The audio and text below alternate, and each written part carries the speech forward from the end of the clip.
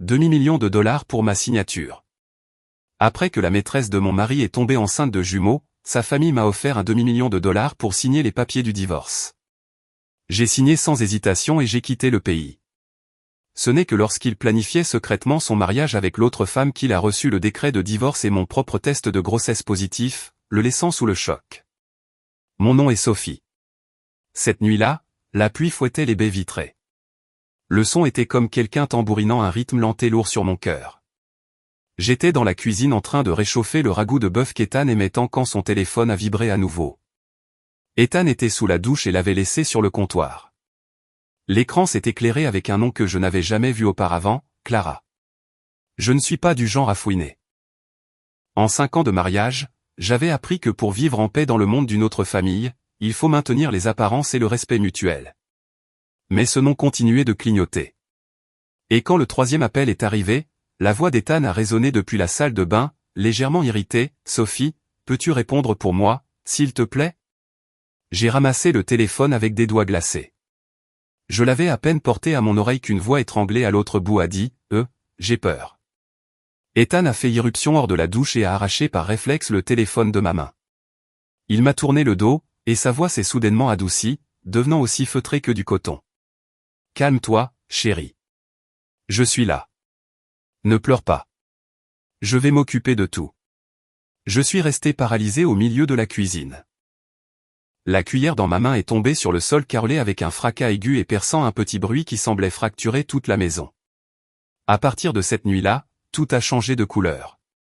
Ma belle-mère, Eleanor, est restée 3 mois sans m'appeler une seule fois. Les dîners de famille qu'elle insistait autrefois à organiser n'étaient plus que des souvenirs froids. Mon beau-père, Arthur, toujours un homme de peu de mots, me regardait comme si j'étais un meuble usé. Et Ethan rentrait toujours à la maison, mais comme un visiteur. Le col et les poignets de sa chemise portaient parfois un parfum doux et inconnu. Je me disais que cela pouvait être une cliente, une collègue. Je me le répétais si souvent que lorsque je le disais à voix haute, cela sonnait comme un mensonge à mes propres oreilles. Ce matin, mon téléphone a sonné. C'était un numéro inconnu, mais dès que j'ai répondu, j'ai reconnu la voix de ma belle-mère. Elle ne possédait plus la douceur feinte de « ma chère enfant », mais un ton aussi froid et tranchant qu'un marteau. « Sophie, sois au domaine aujourd'hui à 15 heures. » J'ai serré le téléphone, ma main tremblant légèrement. Cela faisait 3 mois que je n'avais pas entendu sa voix. « Oui, maman. Je serai là. »« Ne m'appelle pas maman », m'a-t-elle interrompu. « Tu es sur le point de perdre ce droit. 15 heures pile.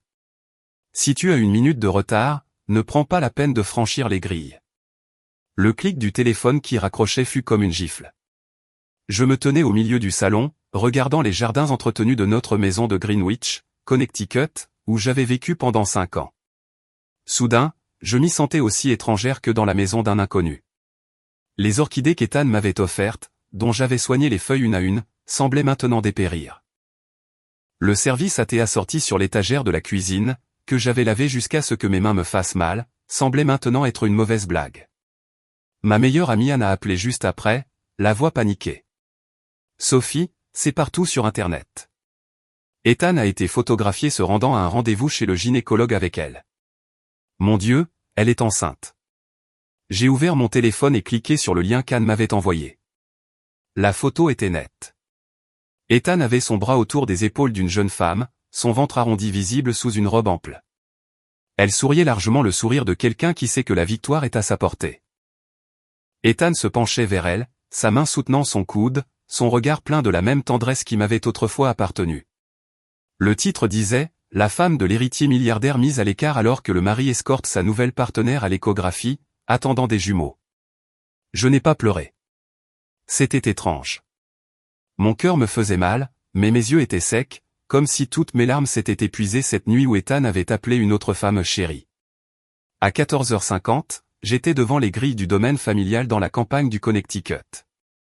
Le domaine était le lieu de rassemblement de la famille, une propriété imposante avec du personnel qui allait et venait sans cesse, les étayer avec une précision militaire, comme si le moindre désordre était un déshonneur pour le nom de famille. J'avais autrefois considéré cet endroit comme ma maison. Maintenant, en regardant les grilles en fer forgé, j'avais l'impression d'entrer dans une salle d'audience. Le gardien, Monsieur Henderson, m'a ouvert. Il m'a regardé avec une pointe de pitié dans les yeux. Mademoiselle Sophie, Madame Montgomery est dans le bureau. Merci, Monsieur Henderson. J'ai remonté le long couloir, le bruit de mes talons résonnant à chaque pas. L'odeur de vieux bois et de cire d'abeille était la même que d'habitude, mais la froideur de l'air semblait différente. Je me suis arrêté devant la porte du bureau, j'ai pris une profonde inspiration et j'ai frappé 2 fois. Quand j'ai ouvert la porte, j'ai vu ma belle-mère assise bien droite dans son fauteuil. Mon beau-père était à côté d'elle, le visage inexpressif. Sur la table basse entre eux se trouvait une pile de papiers, parfaitement alignés comme s'ils avaient été préparés depuis longtemps. Je me suis approché et les ai salués avec la formalité requise.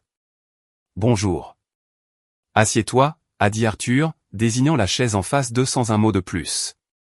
Je me suis assise, le dos droit, les mains jointes sur mes genoux.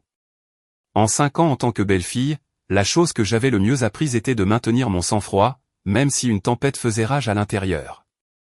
Eleanor est allée droit au but. Je suppose que tu es déjà au courant de la liaison d'Ethan avec Clara. Oui, ai-je répondu calmement. Arthur a ramassé les papiers et les a poussés vers moi. Clara est enceinte de 3 mois. 2 jumeaux. J'ai entendu le mot jumeaux, et ce fut comme si quelque chose se brisait en moi. Au cours des 5 dernières années, j'avais passé d'innombrables consultations. J'avais pris tellement de compléments, essayé tellement de remèdes, écouté tellement de conseils. J'avais été assise seule dans des cabinets de médecins à les entendre dire « Nous devons juste continuer d'essayer », tout en forçant un sourire poli alors que la douleur m'étouffait. Et maintenant, quelqu'un d'autre, dès son premier essai, en avait non pas un, mais 2. Eleanor m'observait, sa voix si neutre qu'elle aurait pu être en train de négocier un accord commercial. Cette famille a besoin d'un successeur. Si tu ne peux pas nous donner d'héritier, au moins n'occupe pas la place. J'ai laissé échapper un rire court et sec non par amusement, mais parce que je me sentais tellement idiote. Idiote de penser que la patience serait récompensée par de l'affection. Idiote de croire que mes efforts seraient un jour reconnus. Alors, vous m'avez fait venir ici aujourd'hui pour me dire que je dois m'effacer avec élégance ? Ai-je demandé. Eleanor a hoché la tête froidement. Tu signes les papiers du divorce, et notre famille te compensera. Arthur a tapoté légèrement les papiers. Voici l'accord. Signe-le, et la famille te versera un demi-million de dollars. C'est suffisant pour que tu vives le reste de ta vie. J'ai regardé le chiffre. Je ne m'y connaissais pas beaucoup en affaires, mais je comprenais que pour eux, un demi-million de dollars était un inconvénient mineur, alors que pour moi, cela représentait une vie entière. Et c'était là, écrit sur papier, aussi simple que l'étiquette de prix sur une marchandise. J'ai tourné les pages. En plus de l'argent, il y avait des clauses restrictives. Je ne pouvais pas parler à la presse. Je ne pouvais contacter aucun journaliste. Je ne pouvais pas utiliser le titre d'ex-femme pour un gain personnel. Et enfin, une clause qui m'a glacé le sang, dès la signature, vous avez 7 jours pour quitter les États-Unis. Vous ne pouvez pas revenir avant 3 ans. J'ai levé les yeux. Vous voulez m'exiler ? Eleanor a répondu immédiatement sans hésitation. C'est pour ton propre bien. Pourquoi resterais-tu ici ? Pour regarder Ethan épouser quelqu'un d'autre ? Pour les voir avec 2 enfants dans les bras ? Prends l'argent et recommence à zéro. Cela sonnait comme de l'inquiétude, mais je connaissais la vérité. Ils avaient peur que ma présence soit un inconvénient, une tache sur leur réputation, une complication pour Ethan. Ils voulaient que je disparaisse proprement, comme une tache que l'on frotte jusqu'à ce qu'elle soit partie. J'ai agrippé les bords du papier et demandé lentement, « Et si je ne signe pas ?» Le regard d'Arthur s'est assombri. « Alors nous irons au tribunal. » Mais tu sais comment est le tribunal. Non seulement tu n'auras pas d'argent, mais tu finiras avec une réputation ruinée. De quel côté penses-tu que le public sera ? Une femme qui ne peut pas avoir d'enfant peut être blâmée pour toutes sortes de choses. J'ai ressenti un frisson, non de peur, mais de froideur. La froideur de voir comment les gens pouvaient transformer le blanc en noir, utilisant la gloire et l'argent pour écraser une femme. Eleanor a ajouté une dernière phrase comme un saut final. Choisis ta voie. Mais souviens-toi d'une chose, ta dignité est aussi la dignité de cette famille. Ne nous rends pas les choses difficiles. J'ai regardé les 2 personnes en face de moi et je me suis soudain souvenu des premiers jours de mon mariage. Eleanor m'avait pris la main et avait dit, « Maintenant que tu es là, tu fais partie de la famille. » Et je l'avais cru. Je l'avais tellement cru que j'en avais oublié que dans ce monde, même être de la famille a une date d'expiration. Je me suis levé et j'ai incliné la tête avec la formalité requise. « Excusez-moi, je demande 3 jours pour y réfléchir. » Arthur a hoché la tête. 3 jours. Pas un de plus. Je me suis retourné et je suis sorti. En traversant le long couloir, mes jambes semblaient légères, comme si elles ne touchaient pas le sol. Quand j'ai atteint la cour, il a commencé à pleuvoir. Les gouttes frappaient mon visage, froides et tranchantes. Je suis resté sous le portique un moment, ne sachant pas si c'était la pluie ou des larmes qui mouillaient mes cils. Je ne savais qu'une chose, quand ils m'ont offert un demi-million de dollars en échange de ma signature, mon mariage de 5 ans venait d'être tarifé à leurs yeux. Et dans les 3 prochains jours, je devrais décider de m'accrocher à quelque chose de déjà pourri ou de tout lâcher pour me sauver. Je suis rentré à la maison à la tombée de la nuit. La pluie tombait toujours, une bruine persistante pas bruyante, mais constante, comme si elle voulait prolonger la douleur dans le cœur. J'ai ouvert la porte et suis entré. L'odeur du ragoût que j'avais laissé chauffer ce matin-là flottait toujours dans la cuisine. Mais la maison était étrangement vide. Si vide que je pouvais entendre mon propre cœur battre et le tic-tac de l'horloge murale comptant les 3 jours qu'Arthur m'avait donnés. J'ai enlevé mes chaussures et je me suis affalé sur le canapé. Mes mains tremblaient encore légèrement, non de peur, mais du sentiment d'être prise au piège, forcé de choisir entre 2 options également amères. J'ai fermé les yeux un instant, essayant de calmer ma respiration. Mais plus j'essayais de me calmer, plus les mots du domaine résonnaient dans ma tête, « Ne m'appelle pas maman. Si tu ne peux pas nous donner d'héritier, au moins n'occupe pas la place. » Un demi-million de dollars. 7 jours pour quitter le pays. Quand je suis arrivé à la dernière phrase, j'ai éclaté de rire, un rire sec, sans humour. Le rire de quelqu'un qui n'a plus rien à quoi se raccrocher. « C'est pour ton propre bien », avait-il dit, mais en réalité il voulait juste que je disparaisse.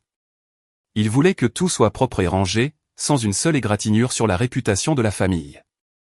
Et j'étais cette égratignure, une belle fille qui ne pouvait pas avoir d'enfant, une femme dont la date d'expiration était passée. Le téléphone a vibré. C'était Anne. « Sophie, est-ce que ça va ?» Sa voix était basse, contenue. « Je vais bien », ai-je dit. Mais même moi je ne croyais pas à ces mots. Comment pourrais-je aller bien ? Ils sont en train de te déchirer en ligne. Certains disent que tu vivais juste à leur crochet. Que tu t'es fait virer parce que tu ne pouvais pas avoir d'enfant. Mon Dieu, j'ai lu ça et j'ai eu envie de fracasser mon téléphone. Je suis restée silencieuse, non parce que je n'étais pas en colère, mais parce que je savais que la colère était inutile. L'opinion publique est comme le vent, elle souffle dans la direction la plus pratique. Ethan était le fils prodige, Clara était la future mère de jumeaux, et j'étais celle qu'on laissait derrière. Ils pourraient avoir pitié de moi un instant ou m'insulter pour se sentir mieux dans leur peau, mais ensuite ils oublieraient. Sauf que moi, je n'oublierai pas, a continué Anne, la voix pressante. Qu'est-ce que tu vas faire ? Ne me dis pas que tu vas signer. Je ne peux pas supporter l'idée qu'il se marie pendant qu'il te jette hors du pays comme si tu étais un sac d'ordures. L'image d'un sac d'ordures m'a transpercé le cœur. Je n'ai pas encore décidé, ai-je dit doucement. J'ai 3 jours. Anne a soupiré. Sophie, écoute-moi. Que tu signes ou non, tu as besoin d'un plan B. Ne les laisse pas te pousser d'une falaise. As-tu des documents ? Quelque chose lié à vos actifs communs ? Prends des photos. Sauvegarde tout. Et s'il te plaît, mange quelque chose. Si tu t'effondres, ce sont eux qui seront contents. D'accord, ai-je chuchoté. Anne avait raison. Pendant 5 ans, j'avais été trop douce. Si douce qu'il pensait que je n'avais pas de griffes. Je ne voulais pas de vengeance. Je ne voulais rien faire de sale, mais je ne voulais pas non plus être acculé dans un coin où je ne pouvais même pas me défendre. J'ai raccroché et je suis resté assise à regarder autour du salon. Sur la cheminée, notre photo de mariage était toujours là, Ethan et moi souriant sous une arche de fleurs blanches.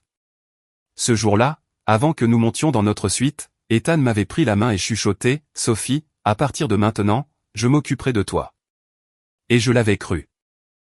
Je l'avais tellement cru que j'avais oublié que dans cette vie, une promesse sans la moralité pour la soutenir vaut moins que le papier sur lequel elle est écrite.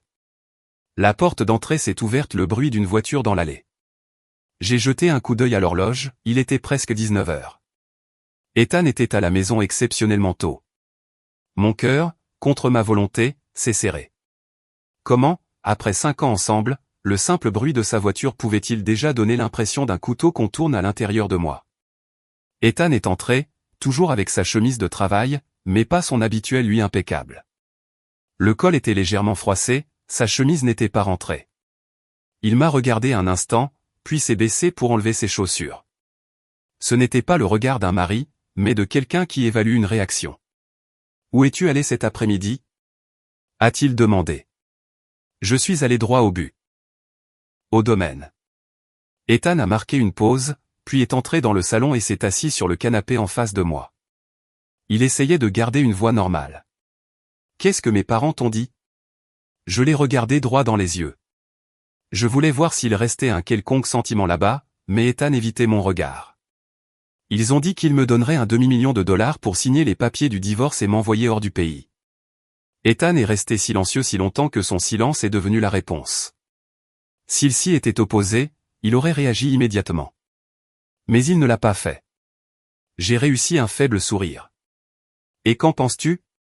Le sourcil d'Ethan s'est froncé, sa voix lasse. Sophie, s'il te plaît, ne me rends pas la tâche difficile. Cette phrase fut comme une gifle. J'ai demandé, en articulant chaque mot, est-ce moi qui te rends les choses difficiles, ou est-ce toi qui me les as rendues difficiles? Il a soupiré, se renfonçant dans le canapé. Je n'ai jamais voulu que ça en arrive là. Mais Clara. Elle est enceinte, et ce sont des jumeaux. Mes parents, tu sais comment ils sont. Pour eux, la lignée passe avant tout. J'avais l'impression que quelqu'un me serrait la gorge. Et moi? Ai-je demandé. Qu'est-ce que je suis? Tu es ma femme, a-t-il dit doucement. J'ai éclaté de rire. J'ai ri si fort que mes yeux ont commencé à brûler. Si je suis ta femme, pourquoi es-tu allé avec une autre femme à un rendez-vous chez le gynécologue? Pourquoi l'appelles-tu chérie au téléphone? Pourquoi tes parents me convoquent-ils au domaine comme si j'étais une étrangère venant signer un contrat de vente? Le visage d'Ethan s'est crispé, sa voix montant légèrement, mais c'était une colère teintée d'impuissance. Sophie, qu'est-ce que tu voulais que je fasse? L'abandonner? Abandonner mes enfants? J'ai regardé Ethan et j'ai vu clairement comment il rejetait toute la faute sur moi, comme s'il y avait été forcé. Comme s'il n'était qu'une victime des circonstances. Tu n'avais à abandonner personne, ai-je dit. Tu avais juste à ne pas me trahir. Mais tu l'as déjà fait. Ethan a ouvert la bouche pour parler mais a renoncé. Un instant plus tard, il a dit d'un ton plus lourd, comme quelqu'un qui avait déjà répété son discours, « Je suis désolé. » J'ai entendu ces 3 mots et j'ai ressenti un vide immense. Est-ce qu'une excuse réparerait quoi que ce soit? Est-ce que cela ressusciterait notre mariage? Est-ce que cela ferait disparaître les bébés dans le ventre de Clara? Est-ce que tu l'aimes? Ai-je demandé. Plus pour moi-même que pour lui. Ethan était silencieux. Puis il a fait un signe de tête à peine perceptible. Oui. Beaucoup. J'ai senti mon cœur sombrer. Ce n'était plus une douleur vive, mais un poids lourd, comme une pierre tombant au fond d'une rivière. Quand l'homme que vous aimez dit qu'il en aime une autre, tous vos efforts deviennent insignifiants. Je me suis levé et suis allé à la cuisine pour un verre d'eau. Ma main tremblait légèrement alors que je tenais le verre. Je lui ai tourné le dos pour qu'il ne voie pas mes yeux rougis. J'ai parlé avec un calme surprenant. Tu es venu ici pour me dire de signer, n'est-ce pas? Ethan s'est levé et m'a suivi, gardant une légère distance. Sophie, je ne veux pas que tu souffres. Signe, prends l'argent, pars à l'étranger et recommence à zéro.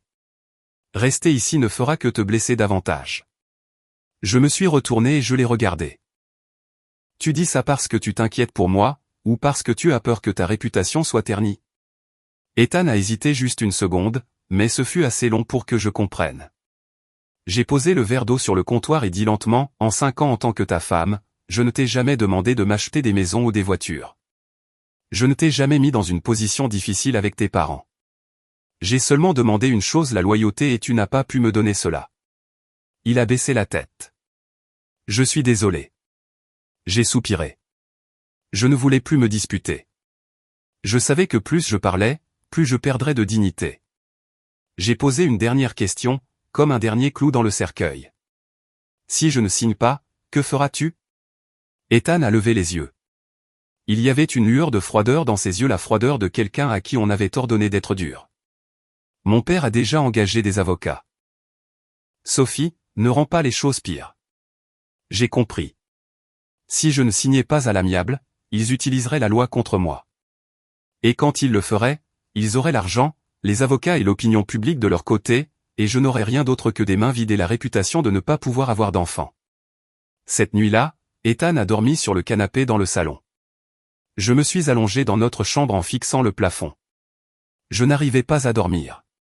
Je ne pouvais entendre que la pluie et mon propre cœur, et je me demandais où je m'étais trompé.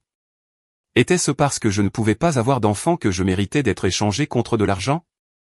Au final, la valeur d'une femme est-elle toujours mesurée par sa capacité à tomber enceinte? Vers minuit, j'ai reçu un message d'Anne, ne les laisse pas te briser. Si tu dois partir, par la tête haute. J'ai regardé le message, et des larmes sont finalement tombées sur l'oreiller. Je ne voulais pas être brisé.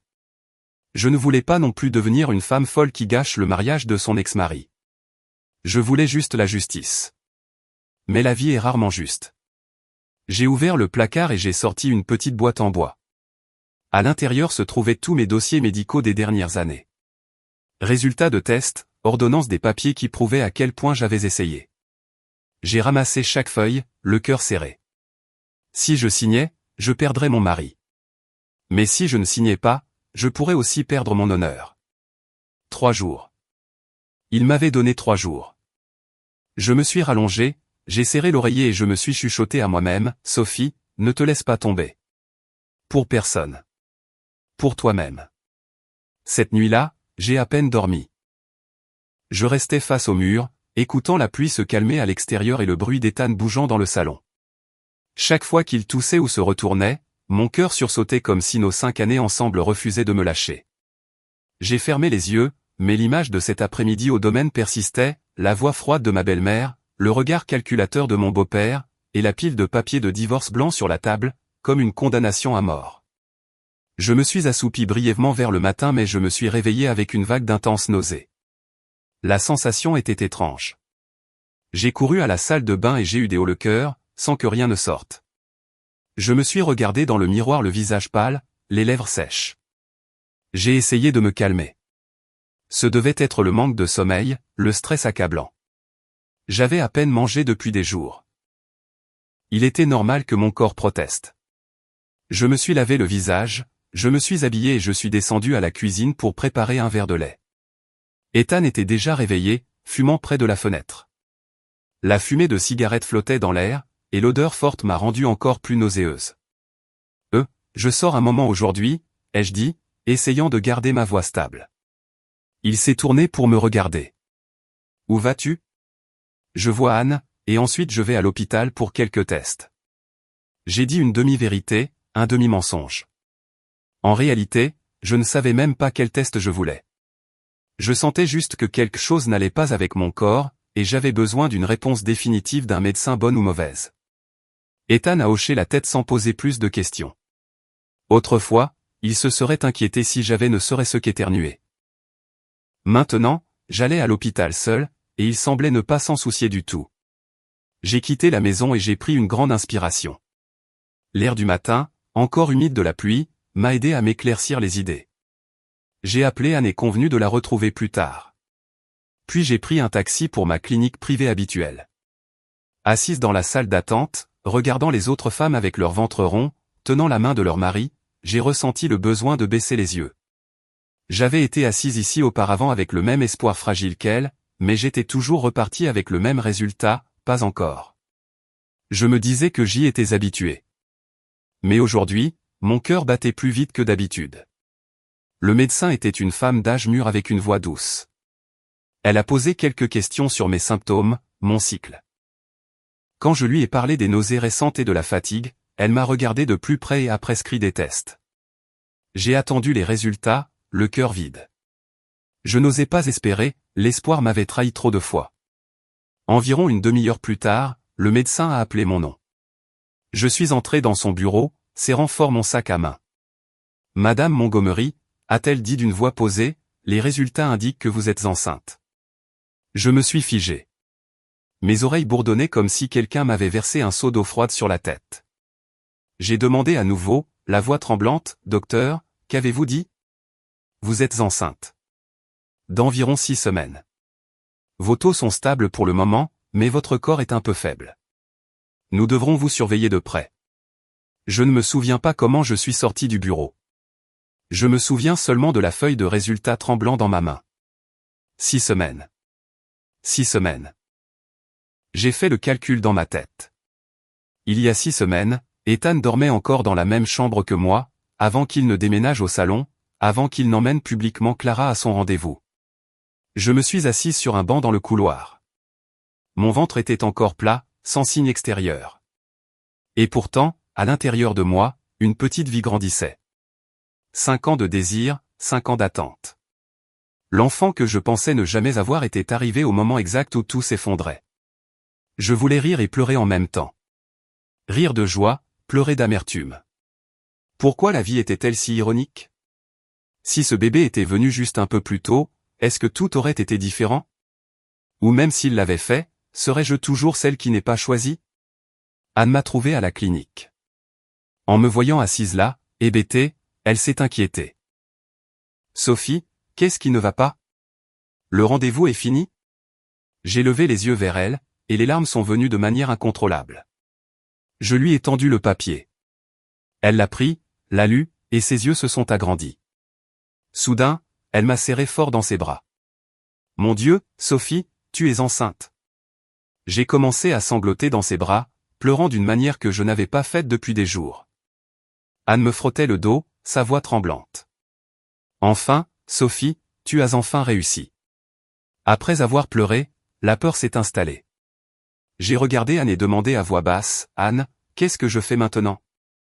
Elle s'est reculée, m'a regardé droit dans les yeux et a dit, tout d'abord, calme-toi. Tu es enceinte.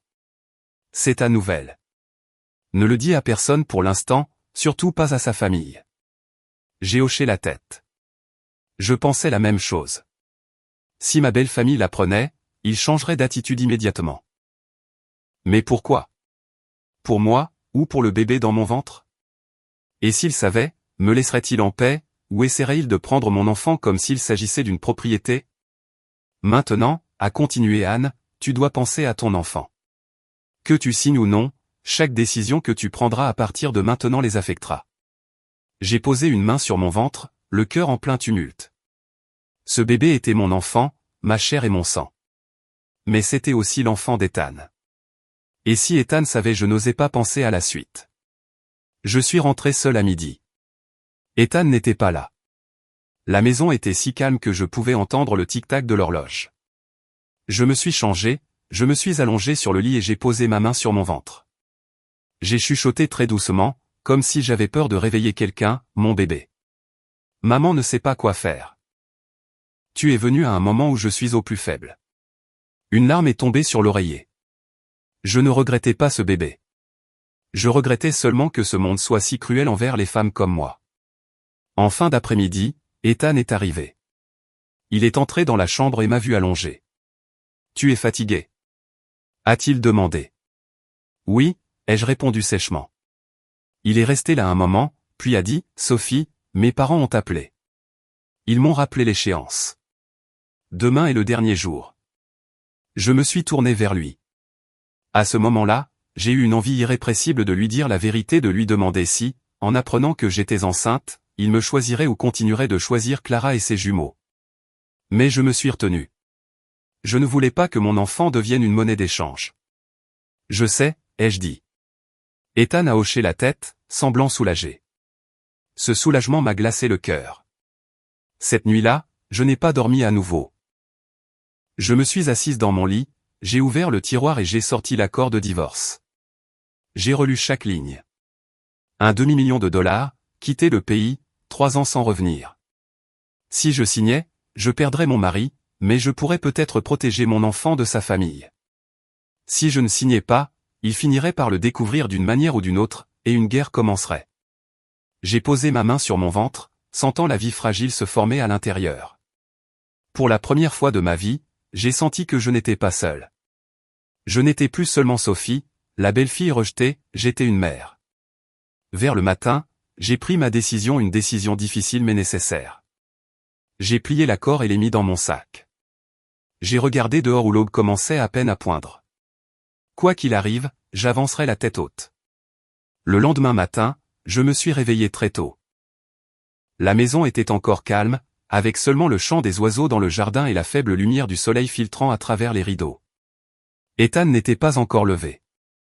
Je suis allé à la cuisine et je me suis préparé un verre d'eau tiède, le sirotant lentement. Mon estomac était encore un peu barbouillé, mais je me sentais mieux que la veille. J'ai posé ma main sur mon ventre, un geste qui était devenu une seconde nature, et j'ai soupiré. Bien que je ne puisse encore rien sentir de concret, je savais qu'un petit être était là. Et à partir du moment où j'ai su, mes choix n'étaient plus seulement pour moi. Je me suis habillé et me suis préparé à partir. Avant de partir, j'ai jeté un dernier regard à la maison.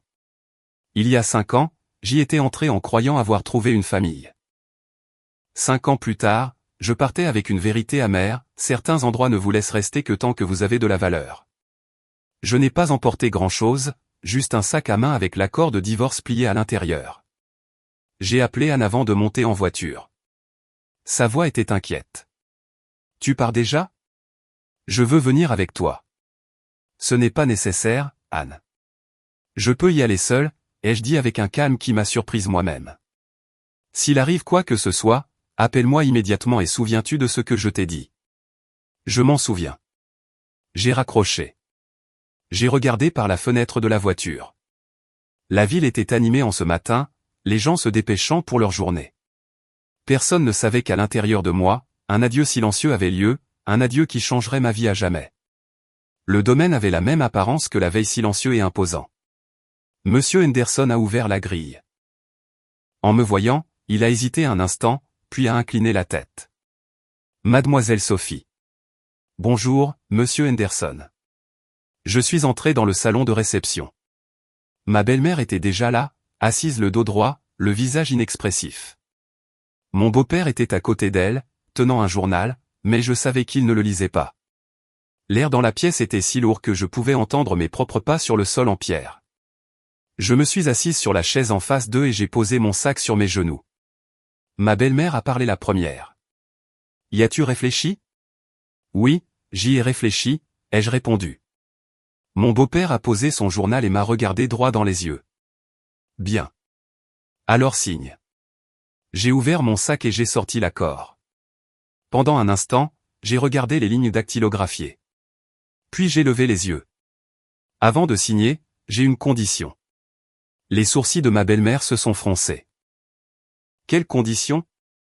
Je veux quitter le pays dès que les papiers seront finalisés. Je ne veux pas être présente pour le mariage. Je ne veux pas apparaître dans la presse, et je demande que la raison du divorce reste privée. Mon beau-père m'a regardé pendant quelques secondes, puis a hoché la tête. Très bien, tant que tu respectes ce qui est dans l'accord. J'ai pris le stylo. Ma main n'a pas tremblé comme je l'avais prévu. Alors que l'encre touchait le papier, j'ai entendu le bruit du stylo glisser comme un point final à mes 5 ans de mariage. J'ai signé et poussé les papiers vers eux.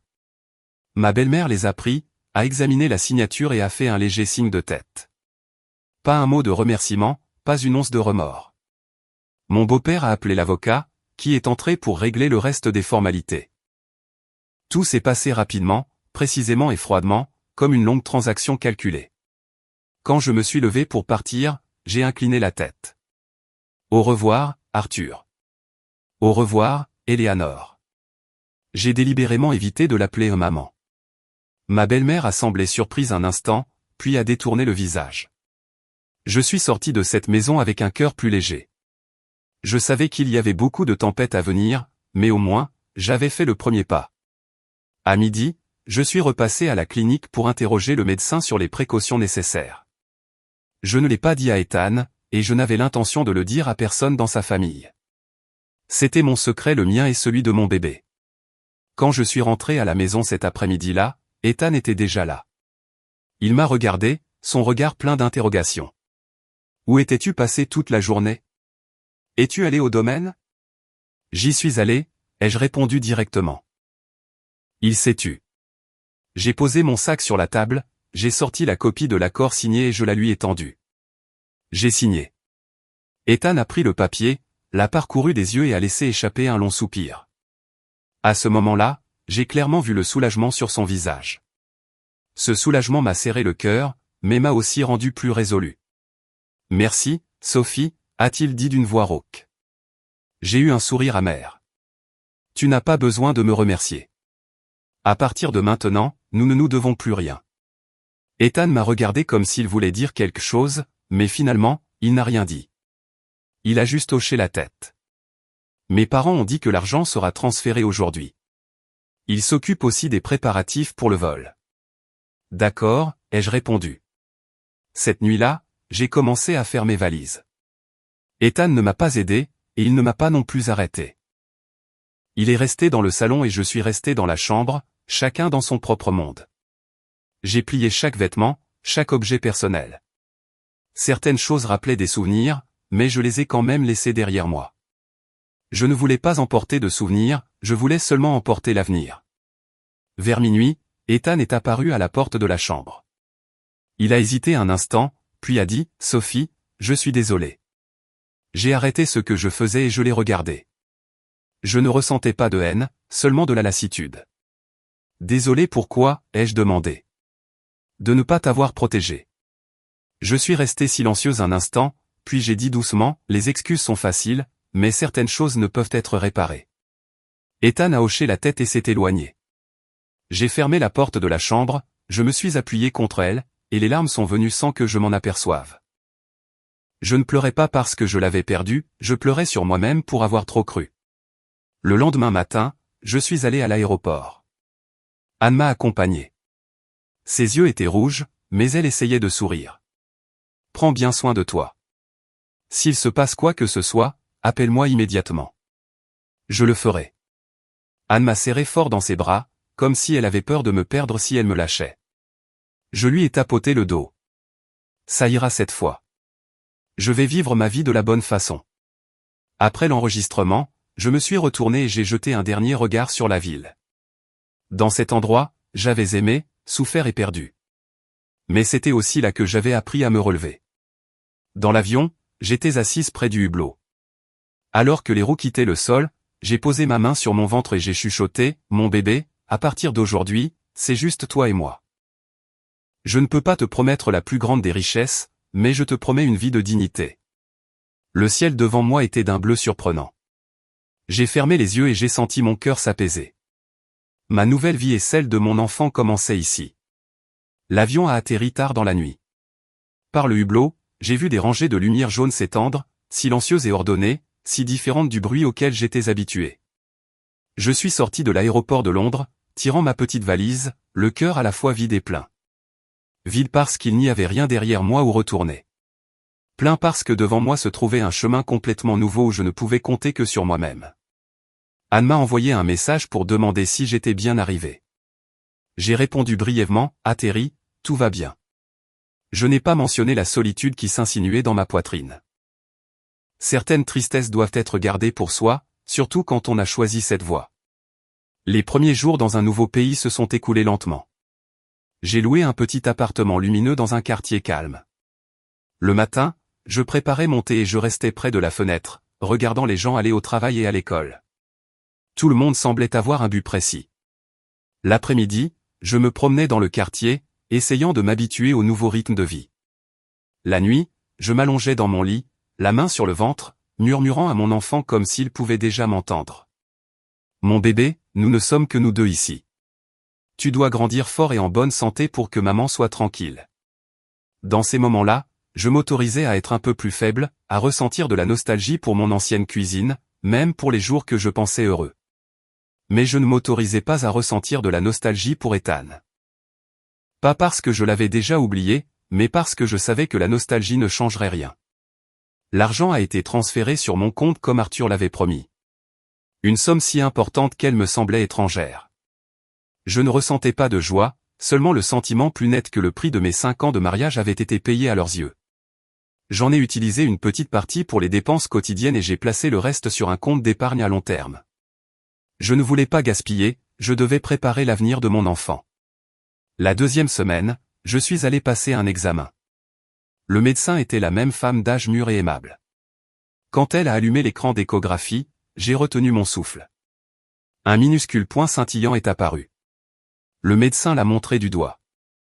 Voici votre bébé.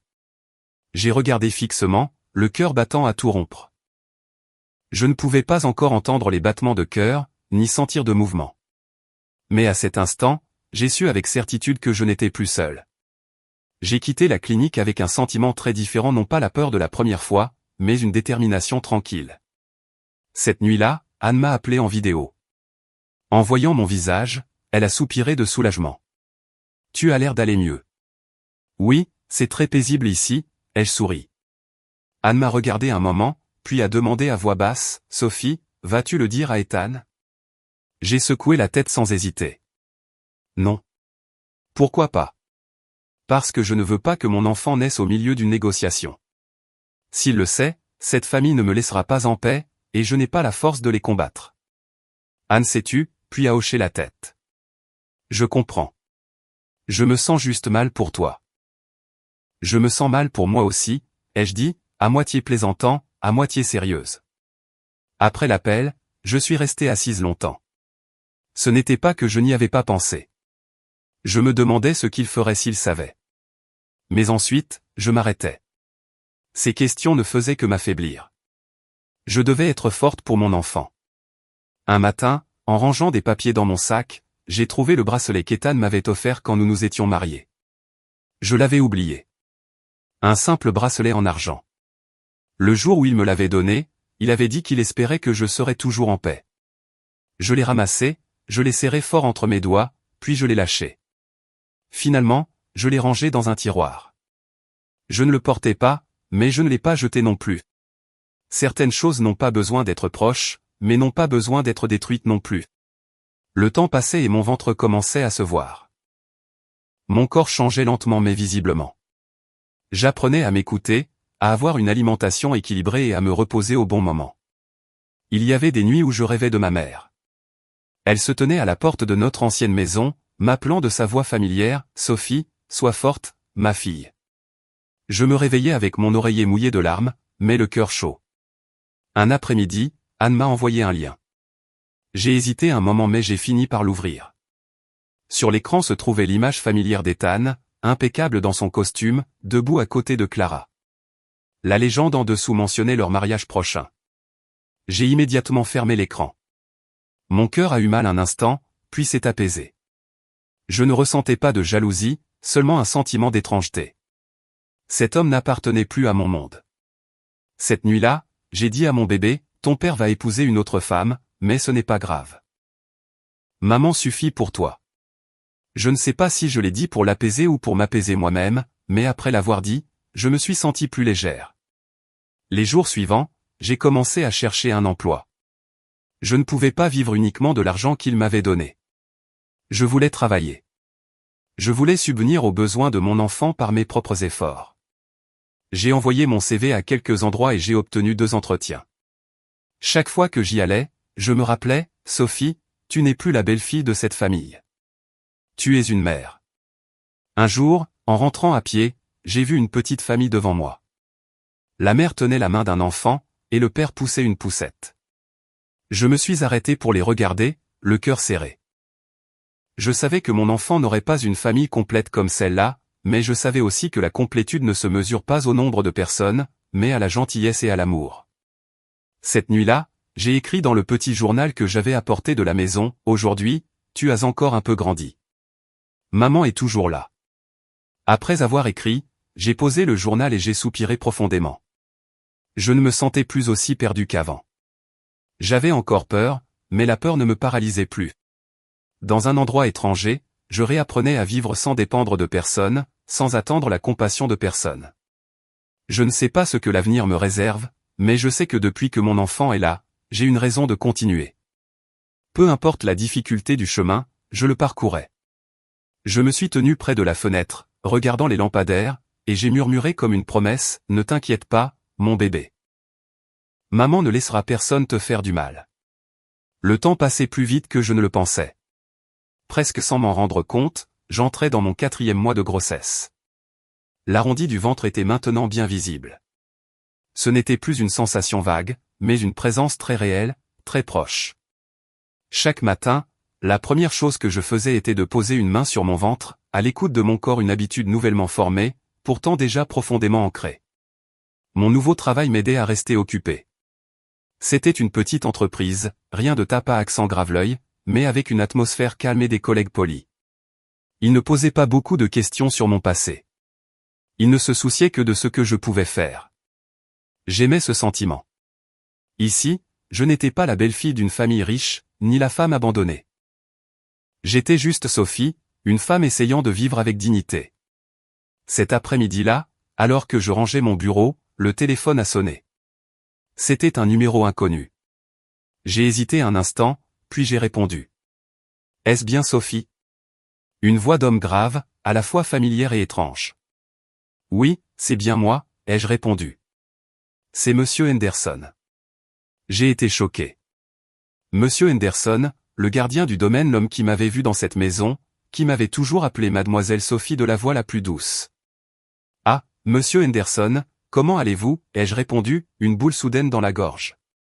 Monsieur Henderson est resté silencieux quelques secondes, puis a continué d'une voix plus basse. « J'appelle parce que le jeune monsieur Ethan ne va pas très bien ces derniers temps. » J'ai serré le téléphone fermement. « Il ne va pas bien ? Comment ça ? » Mais je n'ai pas posé la question. J'avais peur que ma question ne révèle l'inquiétude que j'avais tant essayé d'enterrer.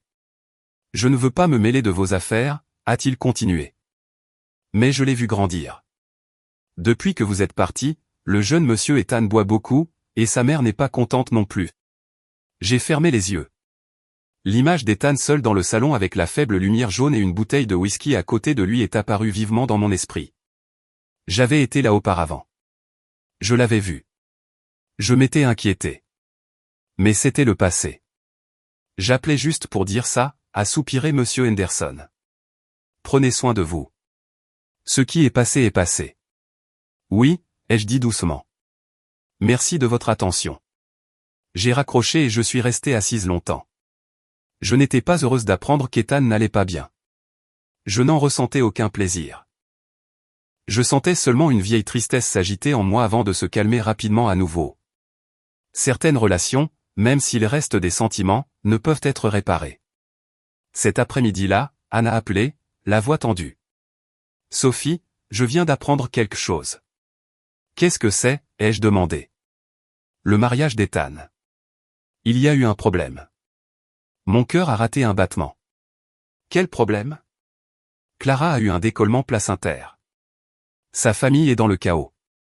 Il semble que ta belle-mère l'ait forcée à un repos absolu au lit. Elle ne la laisse aller nulle part.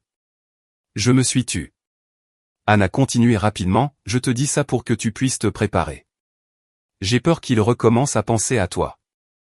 J'ai posé ma main sur mon ventre et j'ai pris une profonde inspiration. Je sais, mais je ne reviens pas, oui, mais j'ai peur qu'il découvre que tu es enceinte. J'ai secoué la tête même si Anne ne pouvait pas me voir. Personne ne le sait, et je ne les laisserai pas le découvrir. J'ai raccroché, sentant mon cœur s'alourdir.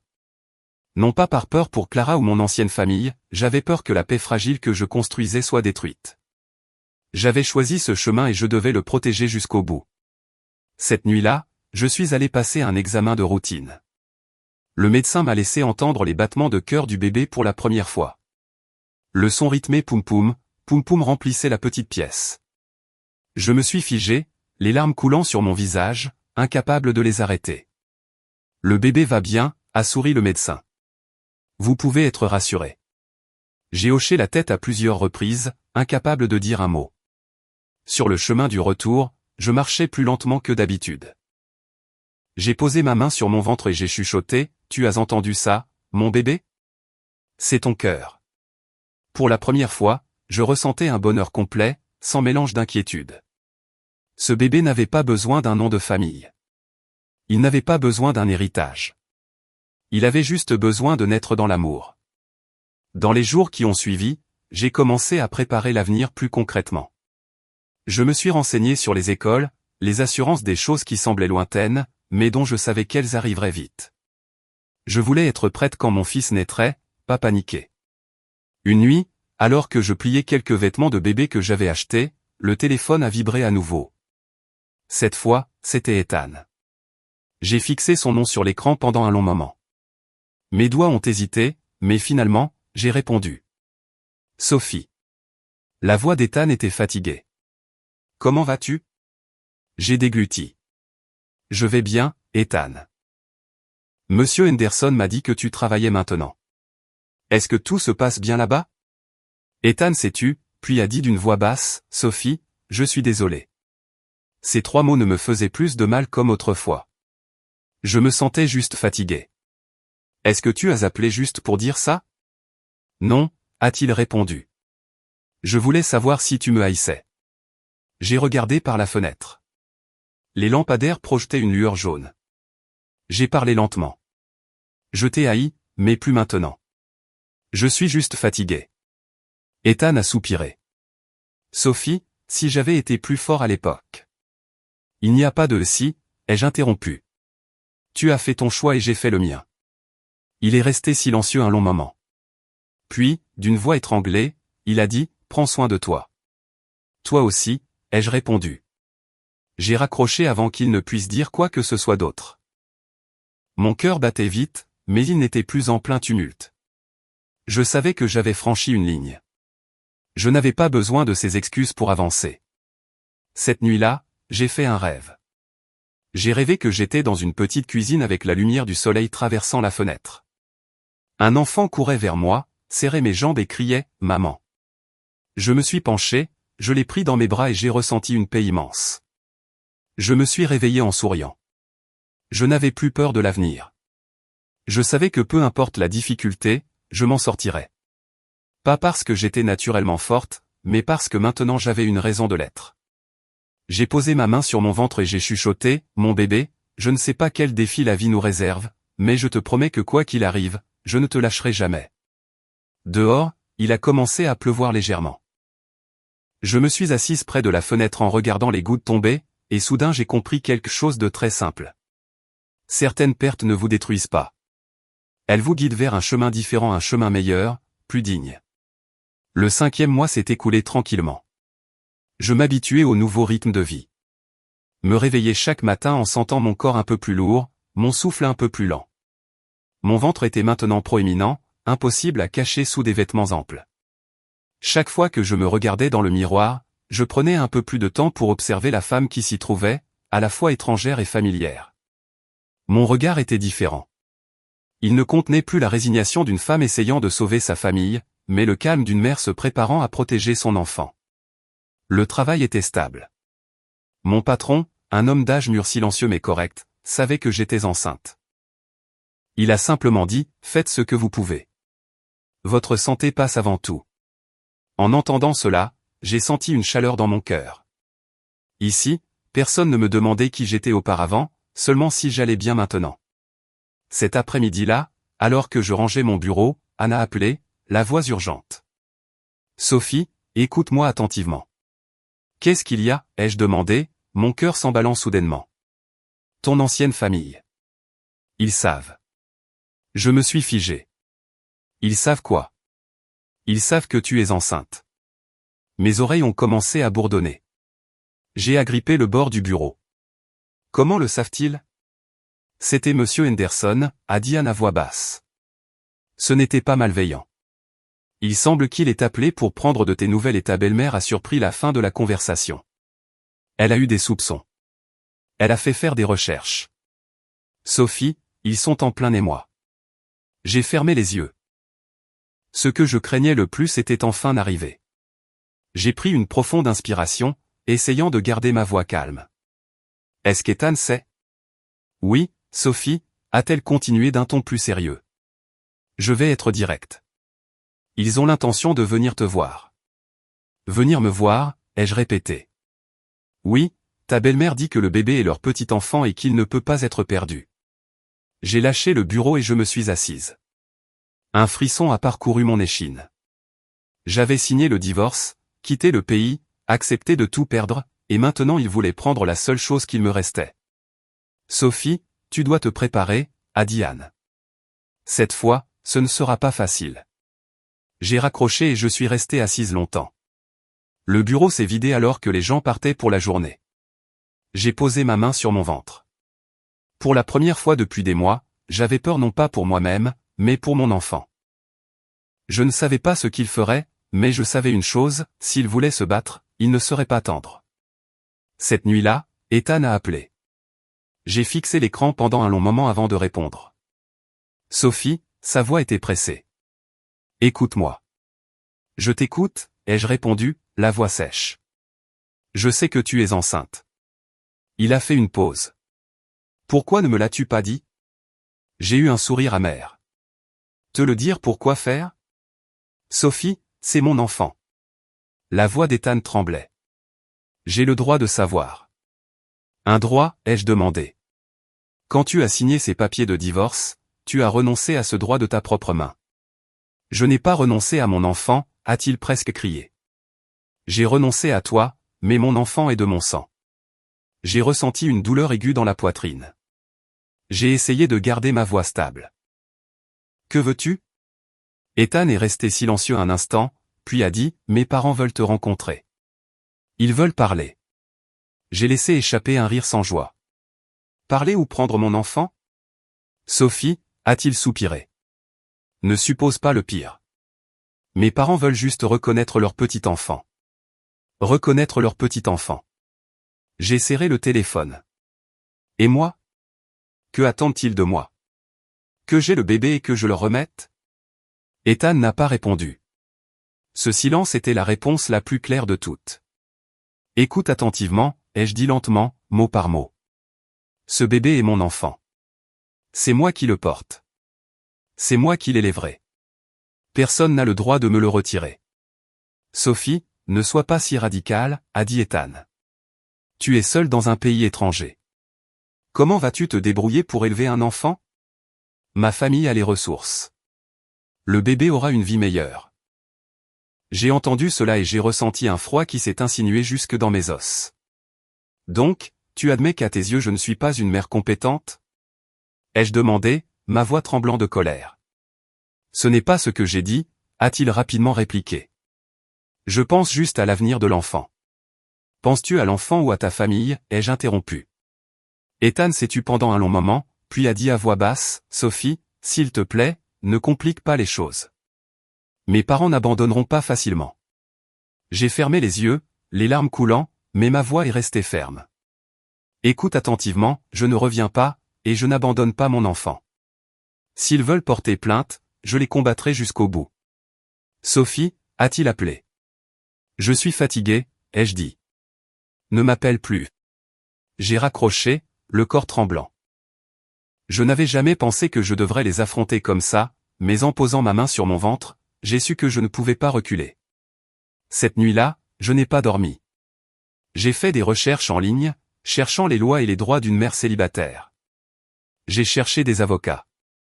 Je ne voulais pas me battre avec émotion, je devais me préparer avec raison. Mon enfant avait besoin d'une mère lucide, pas d'une femme paniquée. Le lendemain matin, j'ai pris ma journée de congé. Je suis allé rencontrer une avocate qu'Anne m'avait recommandée. C'était une femme d'une quarantaine d'années au regard vif et à la voix calme. Après avoir écouté mon histoire, elle a hoché la tête. Légalement, vous êtes divorcée et enceinte dans un pays étranger. La garde de l'enfant vous revient par défaut. La famille du père peut exercer des pressions, mais il ne leur sera pas facile de vous retirer l'enfant. Mais ils sont très riches, ai-je dit doucement. Elle a souri. Être riche ne signifie pas qu'ils peuvent faire tout ce qu'ils veulent. L'important est que vous restiez calme et que vous ne leur donniez aucune prise. J'ai quitté le bureau de l'avocate en me sentant un peu plus à l'aise. Non pas parce que j'étais sûr de gagner, mais parce que je savais que je n'étais pas seul ou les mains vides. L'après-midi, Anne a rappelé, sa voix encore plus tendue. Ta belle-mère a dit qu'elle prenait l'avion pour te voir cette semaine. J'ai pris une profonde inspiration. D'accord, je la rencontrerai. Tu es sûr? Je suis sûr, ai-je dit. S'enfuir ne résout rien. Cette nuit-là, je suis resté dans mon appartement à me préparer mentalement pour la rencontre. Je savais que ma belle-mère ne venait pas pour une visite de courtoisie. Elle venait pour se battre. Et moi, pour la première fois de ma vie, je n'allais pas baisser la tête. Je me suis regardé dans le miroir, mon ventre proéminent. J'ai posé ma main dessus et j'ai chuchoté, « Mon bébé, les jours à venir seront difficiles, mais maman promet qu'elle ne laissera personne te prendre, quoi qu'il arrive. » Dehors, le vent hurlait, faisant légèrement vibrer les fenêtres. Je ne me sentais plus aussi faible qu'auparavant. Je n'avais peut-être pas la famille de mon ex-mari, je n'avais peut-être pas de mari à mes côtés, mais j'avais mon fils. Et pour moi, c'était tout. Le matin où ma belle-mère est arrivée à Londres, le ciel était gris, comme pour annoncer une rencontre désagréable. Je me suis réveillé très tôt, bien que j'aie à peine dormi. Dans le miroir, j'ai vu les cernes sous mes yeux, mais mon regard n'était plus vide. J'ai mis une robe de maternité simple de couleur neutre et je me suis un peu maquillée. Je ne voulais pas paraître faible, mais je n'avais pas besoin de paraître provocante non plus. J'étais juste une mère protégeant son enfant. Vers 9 heures, Anna a appelé pour dire qu'elle venait de voir ma belle-mère. Avec elle se trouvait le frère d'Arthur, mon ancien oncle par alliance. En entendant cela, mon cœur s'est serré. Sa présence signifiait qu'elle ne venait pas pour une conversation privée mais qu'elle était préparée pour une confrontation formelle afin de m'intimider. Je suis resté longtemps près de la fenêtre. Quand on a sonné à la porte, ma main est instinctivement allée vers mon ventre. Le bébé a donné un petit coup comme pour me rappeler sa présence. J'ai pris une profonde inspiration et je suis allé ouvrir. Ma belle-mère se tenait devant moi, égale à elle-même, cheveux dans un chignon impeccable, manteau sombre, expression sévère et froide. À côté d'elle, mon oncle par alliance m'a jaugé de la tête aux pieds. « Bonjour, Éléanore. »« Bonjour, mon oncle », ai-je dit en inclinant poliment la tête. Ma belle-mère m'a regardé, son regard s'attardant sur mon ventre. Elle n'a pas répondu immédiatement, elle est simplement entrée et s'est assise sur le canapé. Mon oncle a fait un signe de tête formel. Je leur ai servi de l'eau, j'ai posé les verres devant eux et je me suis assise en face. L'air était si lourd que je pouvais entendre les battements de mon propre cœur. « Tu es très maligne », a été la première chose que ma belle-mère a dite, sa voix neutre. Tomber enceinte et le cacher si bien. Je suis resté calme. Je n'avais pas l'intention de cacher quoi que ce soit. C'est juste qu'à ce moment-là, je n'étais plus votre belle-fille. Elle a eu un sourire amer. Divorcé ou non, le bébé que tu portes est du sang de notre famille. Penses-tu avoir le droit de le cacher? J'ai joint mes mains mais j'ai continué à parler lentement. Éléanore, c'est moi qui suis enceinte. C'est moi qui vais accoucher. J'ai le droit de décider quand parler. Le droit? Ma belle-mère a élevé la voix. Sur quelle base parles-tu de droit? Sais-tu quel nom de famille cet enfant portera? Je l'ai regardé droit dans les yeux. Il portera le mien. Mon oncle par alliance a froncé les sourcils. Sophie, parle avec le respect dû. Tu étais la belle-fille de notre famille. Ne l'oublie pas, je n'ai jamais oublié, ai-je répondu. Mais je n'ai pas non plus oublié comment j'ai été traité. Ma belle-mère a frappé du poing sur la table. Ne ressors pas les vieilles histoires. Je ne suis pas ici pour discuter. Je suis ici pour mettre les choses au clair. Ce bébé, notre famille doit l'accepter. L'accepter comment? Ai-je demandé. Après sa naissance, tu pourras l'élever un temps, mais à long terme, il doit retourner dans la famille de son père. Nous avons les ressources, une famille complète, un père. Que penses-tu pouvoir lui donner? J'ai senti une boule dans ma gorge, mais j'ai tout de même répondu. Je peux lui donner l'amour d'une mère et la paix. La paix? Elle a ricané. Un enfant sans père à ses côtés peut-il avoir la paix? Je me suis tourné vers mon oncle. Mon oncle, qu'en pensez-vous? Il a soupiré. Je vais être franc, Sophie. Tu es jeune. Tu es à l'étranger. Élever un enfant seul sera très difficile. La famille du père ne veut pas te voler ton enfant. Ils veulent ce qu'il y a de mieux pour lui. Le mieux pour lui ou pour la réputation de votre famille? Ai-je demandé, ma voix ne tremblant plus. L'atmosphère est devenue tendue.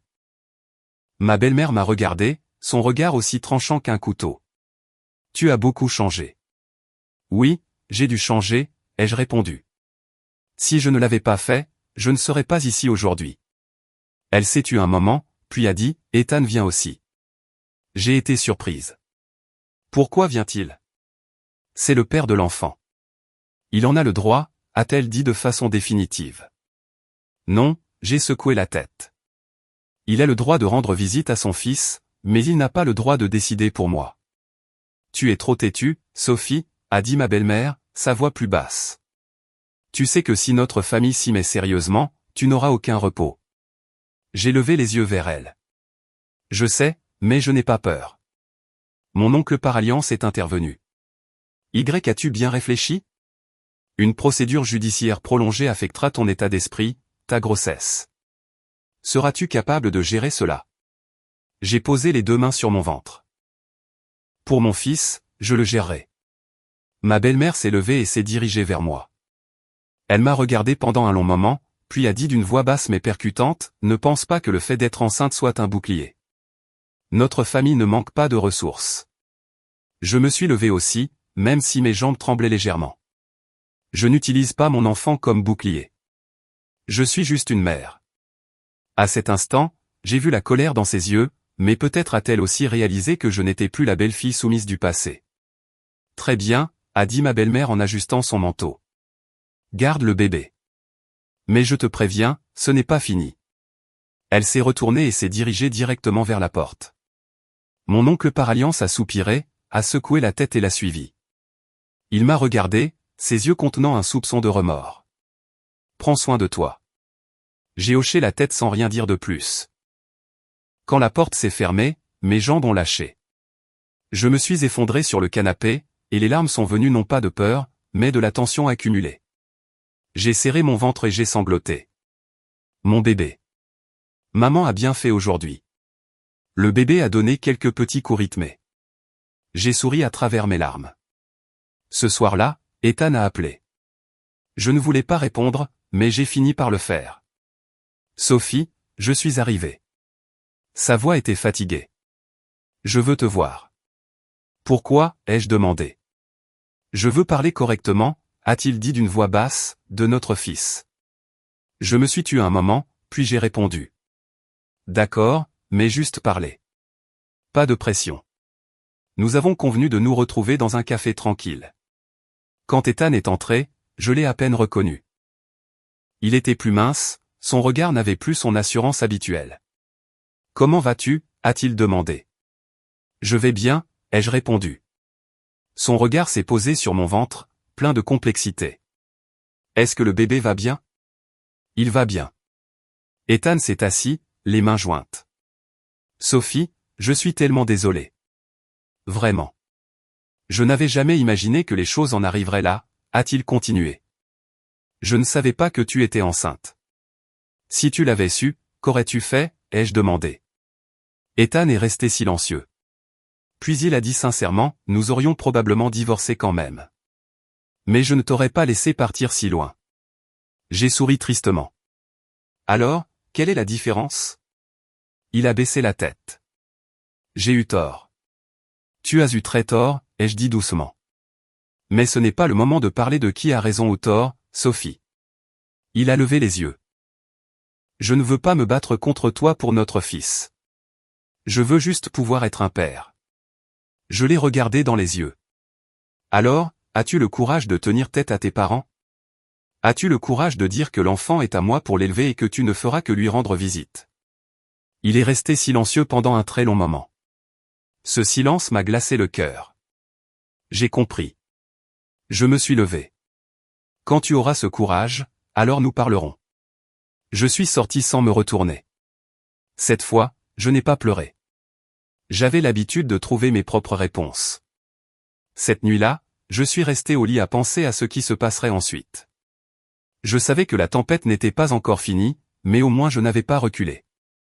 Après la rencontre avec Ethan, j'ai marché dans les rues le cœur vide. Ce n'était pas la douleur vive des premiers jours du divorce forcé, mais la lassitude de quelqu'un qui avait compris les limites d'une personne qu'elle avait aimée un jour. J'ai réalisé qu'Ethan n'était pas une mauvaise personne, mais qu'il était faible face à sa famille, faible face à la pression, et faible face à lui-même. Un tel homme, même pour son propre fils, n'aurait pas la force de le protéger. Dans les jours qui ont suivi, ma belle-mère n'a plus rappelé. Son silence m'inquiétait plus que ses menaces directes. Je connaissais bien son genre, quand elle ne parlait pas, elle complotait. Je n'étais pas assez naïf pour espérer qu'elle abandonnerait. Je me suis concentré sur ma santé. Chaque matin, je faisais une marche lente dans le quartier, la main sur mon ventre, parlant à mon fils. Je lui disais s'il faisait beau ou s'il pleuvait, que maman avait bien mangé, et qu'il pouvait grandir paisiblement. Parfois je me sentais folle de parler à mon ventre, mais c'était dans ces moments-là que mon cœur se sentait calme. Anne m'appelait plus fréquemment. Elle craignait que je ne puisse pas tout gérer seule. Sophie, si tu as besoin de moi, je viendrai rester avec toi un moment. Ce n'est pas nécessaire, Anne. J'ai souri faiblement. Tu as ta famille, ton travail. Je peux m'occuper de moi-même. Mais cette famille n'abandonne pas facilement. Je sais, ai-je répondu. Mais mon fils n'est pas facile à voler non plus. Une semaine plus tard, j'ai reçu une lettre de l'avocat de la famille de mon ex-mari. Le contenu était bref mais suffisant pour me donner un frisson dans le dos. Il demandait la confirmation de la paternité après la naissance du bébé et proposait une négociation pour la garde, dans le meilleur intérêt de l'enfant. Chaque mot était poli mais cachait leur arrogance habituelle. J'ai pris la lettre, la main tremblant légèrement.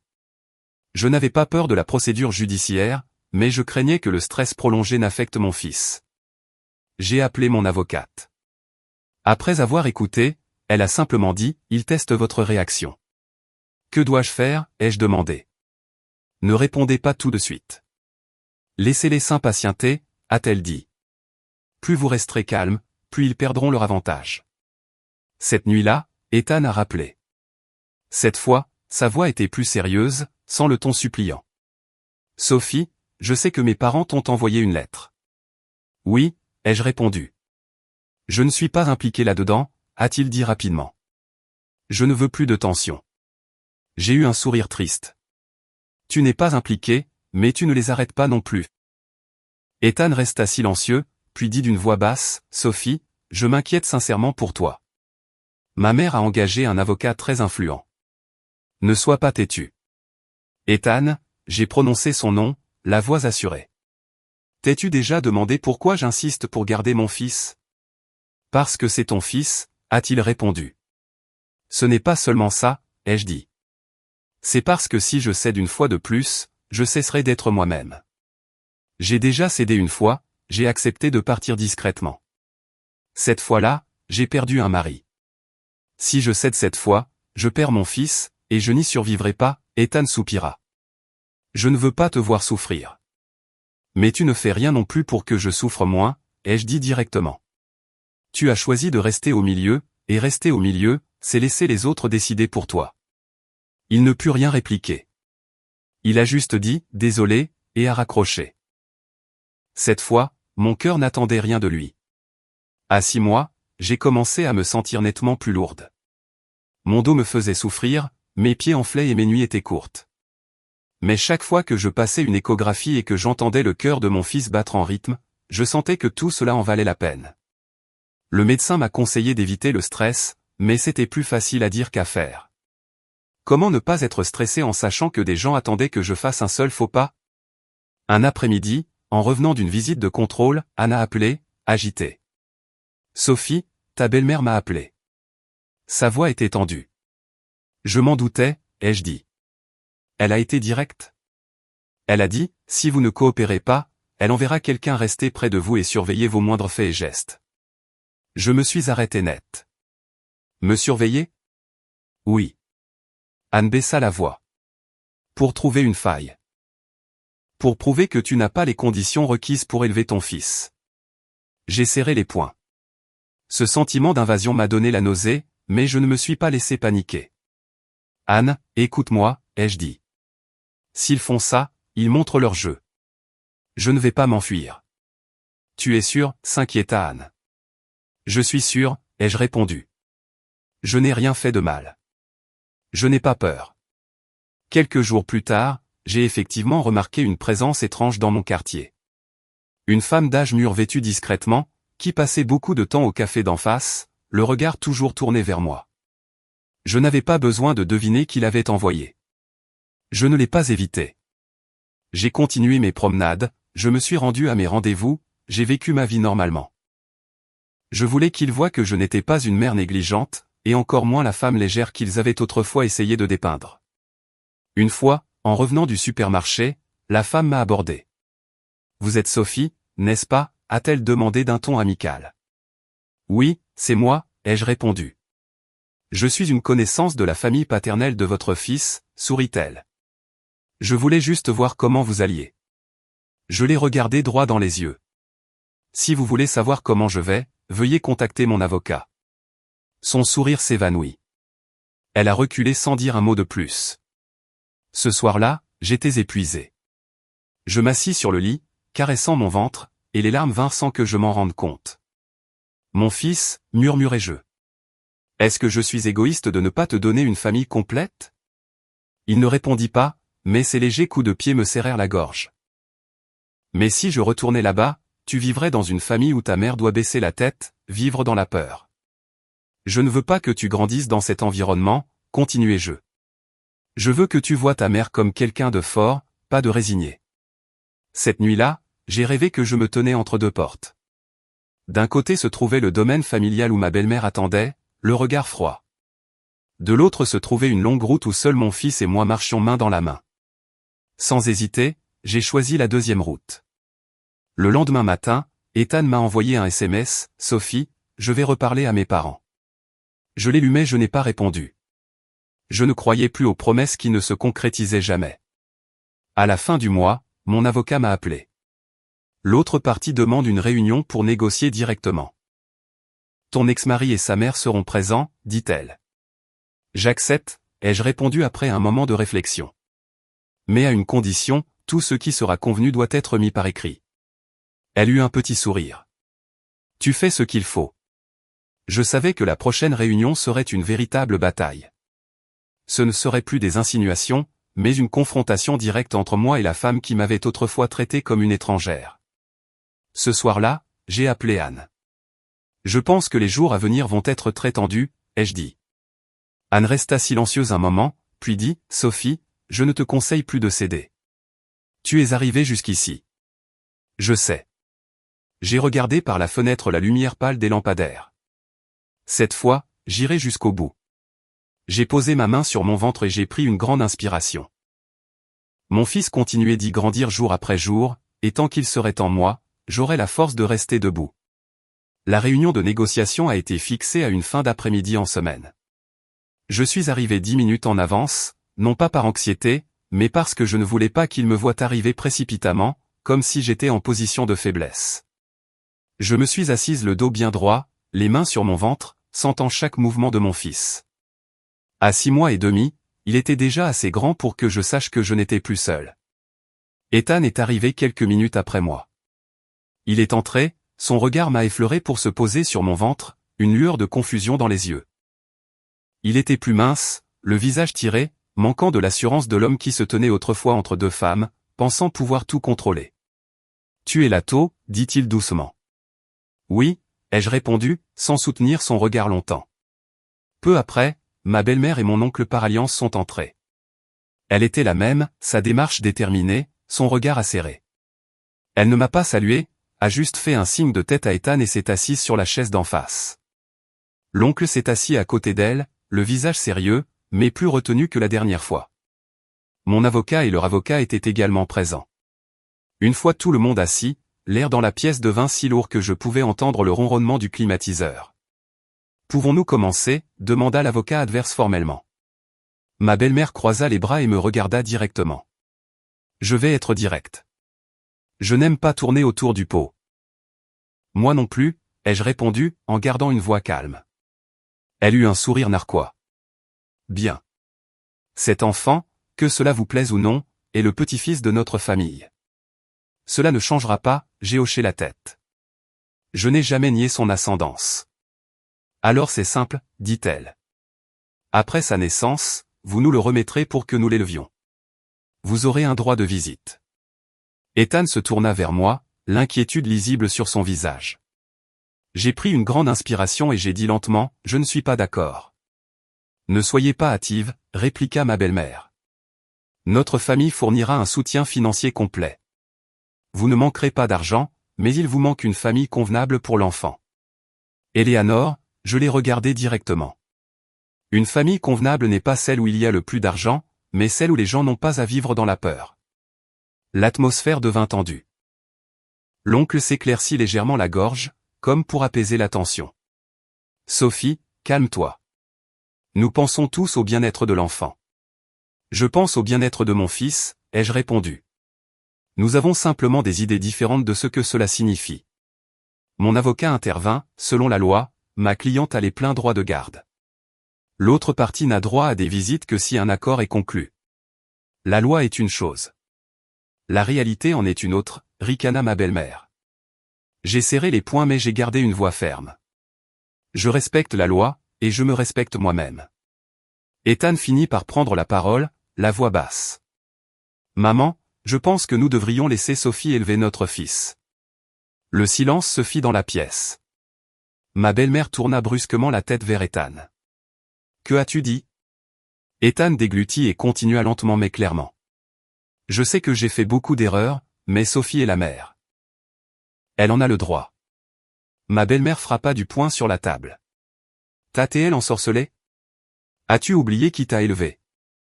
Ethan baissa la tête. Je n'ai pas oublié. Mais je ne peux plus continuer à faire du mal à Sophie non plus. Je l'ai regardée, un sentiment étrange grandissant en moi. Pour la première fois depuis longtemps, Ethan était de mon côté. Mais ce sentiment n'était pas suffisant pour m'adoucir. Ethan, ai-je dit, j'apprécie que tu dises cela, mais je n'ai pas besoin que tu sois de mon côté en parole. J'en ai besoin en actes. Il se tut. Ma belle-mère se tourna de nouveau vers moi, le regard plus froid que jamais. Vous croyez que quelques mots d'Ethan règlent l'affaire? Notre famille n'abandonne pas facilement. J'ai hoché la tête. Je sais, mais je n'abandonne pas facilement non plus. Leur avocat commença à présenter des propositions, un soutien financier important de la part de la famille du père en échange d'une garde partagée, avec la possibilité que l'enfant vive plus tard chez ses grands-parents. J'ai écouté puis j'ai secoué la tête. Je n'accepte pas la garde partagée, ai-je dit. Je ne veux pas que mon fils grandisse en étant tiraillé d'un côté et de l'autre. Vous êtes égoïste, grogna ma belle-mère. Peut-être, ai-je répondu. Mais c'est un égoïsme pour protéger mon fils. Ethan se tourna vers moi, sa voix suppliante. Sophie, réfléchis bien. Tu n'as pas à porter ce fardeau seul. Je l'ai regardé, le regard calme. Ethan, quand j'ai eu besoin de toi, tu ne l'as pas porté avec moi. Ces mots le firent pâlir. La négociation dura plus de 2 heures sans résolution. À la fin, mon avocat conclut, s'il n'y a pas d'accord, nous maintiendrons notre position et sommes prêts à aller au tribunal. Ma belle-mère se leva et ajusta son manteau. Elle me scruta de haut en bas, son expression mêlant colère et mépris. Vous avez choisi la voie la plus difficile. Je me suis levé aussi, posant une main sur mon ventre.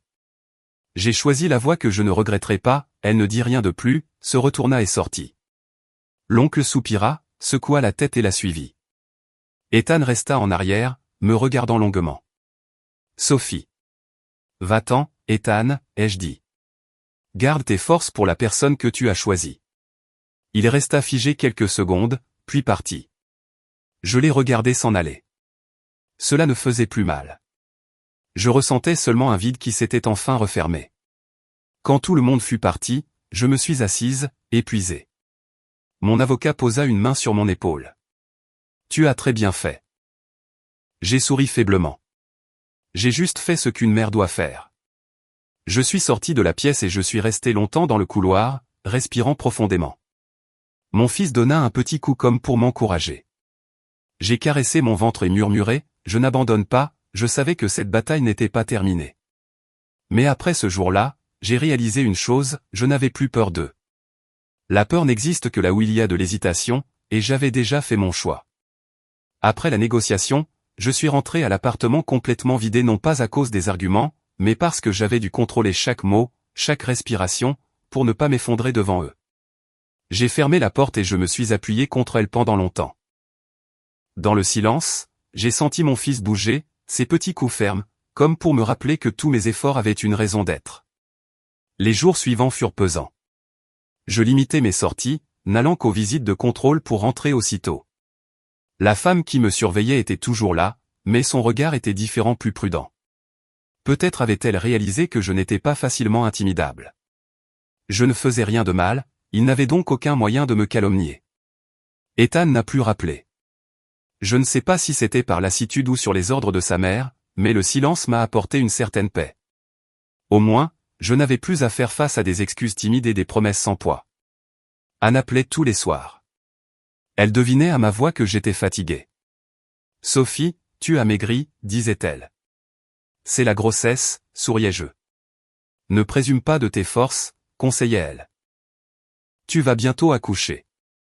Ne les laisse pas t'épuiser. Je sais. J'ai posé ma main sur mon ventre.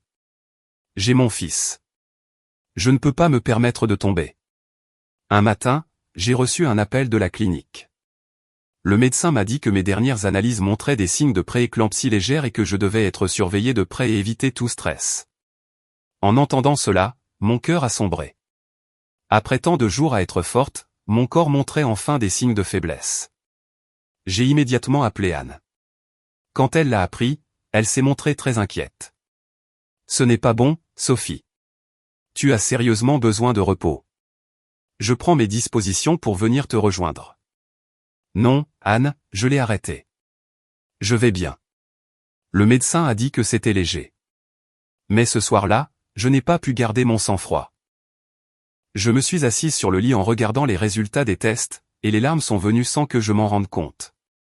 Je n'avais pas peur pour moi. J'avais peur pour mon fils. J'avais peur qu'à cause de mon entêtement, il en subisse les conséquences. Juste à ce moment-là, on a sonné à la porte. J'ai sursauté. À cette heure-là, je n'attendais personne. J'ai regardé par l'œilleton et mon cœur s'est emballé. C'était Ethan. J'ai ouvert la porte mais je ne l'ai pas laissé entrer tout de suite. « Que fais-tu ici ?» ai-je demandé.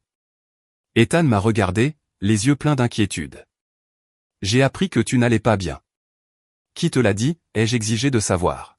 « Ton médecin. »« Ma mère la connaît, dit-il d'une voix basse. » J'ai serré les poings.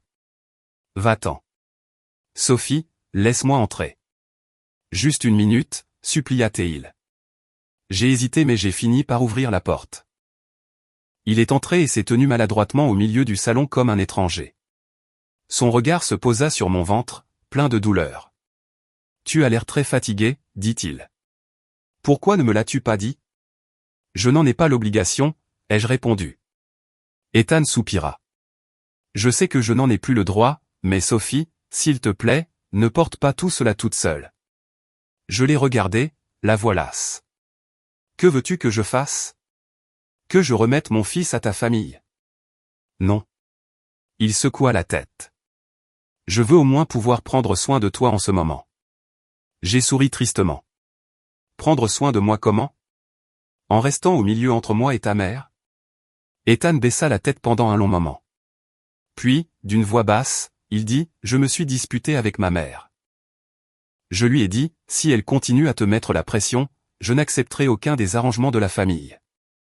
Je sais que les paroles ne coûtent rien et que les actes sont difficiles, mais cette fois je ne veux plus avoir de regrets. » Je suis restée silencieuse. Je ne savais pas si je devais le croire. J'avais pris l'habitude de n'avoir aucune attente. Sophie, il s'approcha mais garda ses distances. Je ne te demande pas de revenir. Je te demande juste de me laisser accomplir mon devoir de père, au moins pour vous protéger tous les deux maintenant. Je l'ai regardé pendant longtemps. À ce moment-là, j'ai vu la fatigue dans ses yeux. Ce n'était pas fin. Mais j'ai aussi vu que la fissure entre nous ne pourrait jamais être réparée. Tu pourras rendre visite à ton fils plus tard, ai-je dit. Mais ne reste pas ici. J'ai besoin de calme. Ethan hocha la tête sans discuter. Avant de partir, il s'arrêta à la porte. Sophie, que tu le crois ou non, je vais essayer de tenir ma parole. Au moins cette fois-ci. La porte se ferma. Je me suis appuyé contre le mur, respirant avec difficulté. Je ne savais pas combien de temps sa promesse durerait, mais je savais que je ne pouvais pas laisser ces questions continuer à affecter ma santé. J'ai appelé mon avocat et lui ai demandé d'envoyer une mise en demeure formelle à l'autre partie, exigeant qu'il cesse toute forme de pression psychologique sous peine de poursuite judiciaire. Elle s'en est occupée rapidement. Je n'avais plus la force d'être douce. Pendant les derniers jours de ce mois-là, j'ai passé presque tout mon temps à me reposer. Anne appelait quotidiennement pour me raconter des histoires triviales afin de me distraire. Un jour, elle m'a demandé au hasard, « Sophie, as-tu déjà pensé que si tu n'avais pas épousé Ethan, ta vie serait différente aujourd'hui ?» Je suis restée silencieuse, puis j'ai répondu, « Je ne sais pas. Mais si je n'étais pas passée par là, je n'aurais pas mon fils. » Anne ne dit rien de plus. Parfois, cela suffit. Un après-midi, ma belle-mère a appelé. J'ai fixé l'écran pendant longtemps mais j'ai fini par répondre. « Comment allez-vous » ai-je demandé. Elle resta silencieuse quelques secondes, puis dit, « Le médecin a dit que vous aviez besoin de repos. Je ne veux pas qu'il arrive quoi que ce soit à mon petit-fils. » En entendant cela, mon cœur a vacillé.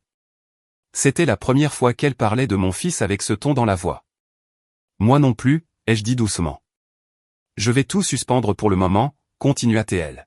« Au moins jusqu'à ce que vous ayez le bébé. » J'ai fermé les yeux. Je ne savais pas si c'était une concession sincère ou juste une retraite stratégique, mais à ce moment-là, je l'ai accepté. « Merci, Éléanore » ai-je dit. J'ai raccroché. J'ai posé ma main sur mon ventre, sentant la vie pulser à l'intérieur. Je savais que la route devant moi était encore longue, mais au moins j'avais réussi à protéger l'essentiel, la paix de mon enfant en moi. Cette nuit-là, j'ai dormi profondément. Dans mon rêve, je me voyais tenir mon fils dans mes bras sous une lumière douce. Il n'y avait pas de dispute, pas de regard de jugement, seulement la paix entre nous deux. Dans les jours qui ont suivi cet appel, mon appartement a retrouvé un état de tranquillité rare. Il n'y avait plus d'inconnus au café d'en face, plus d'appels urgents d'avocats. Je savais que ce silence ne signifiait pas qu'ils avaient abandonné, mais qu'ils respectaient la parole que ma belle-mère m'avait donnée. Pour moi, à ce moment-là, c'était suffisant. Je suis entré dans le 8e mois de grossesse. Mon corps était nettement plus lourd. Se retourner dans le lit était un effort. Mon dos me faisait souffrir, mes pieds enflaient et mes nuits étaient entrecoupées. Mais curieusement, au milieu de la fatigue, mon cœur se sentait plus serein. Peut-être parce que je savais que je me rapprochais de plus en plus de la rencontre avec mon fils. Anne est venue me voir au début du mois. Dès qu'elle est entrée, elle a froncé les sourcils. « Tu es si mince. »« C'est la grossesse » ai-je souri. Anne a posé sa valise et est allée directement dans la cuisine. « Je vais cuisiner pour toi.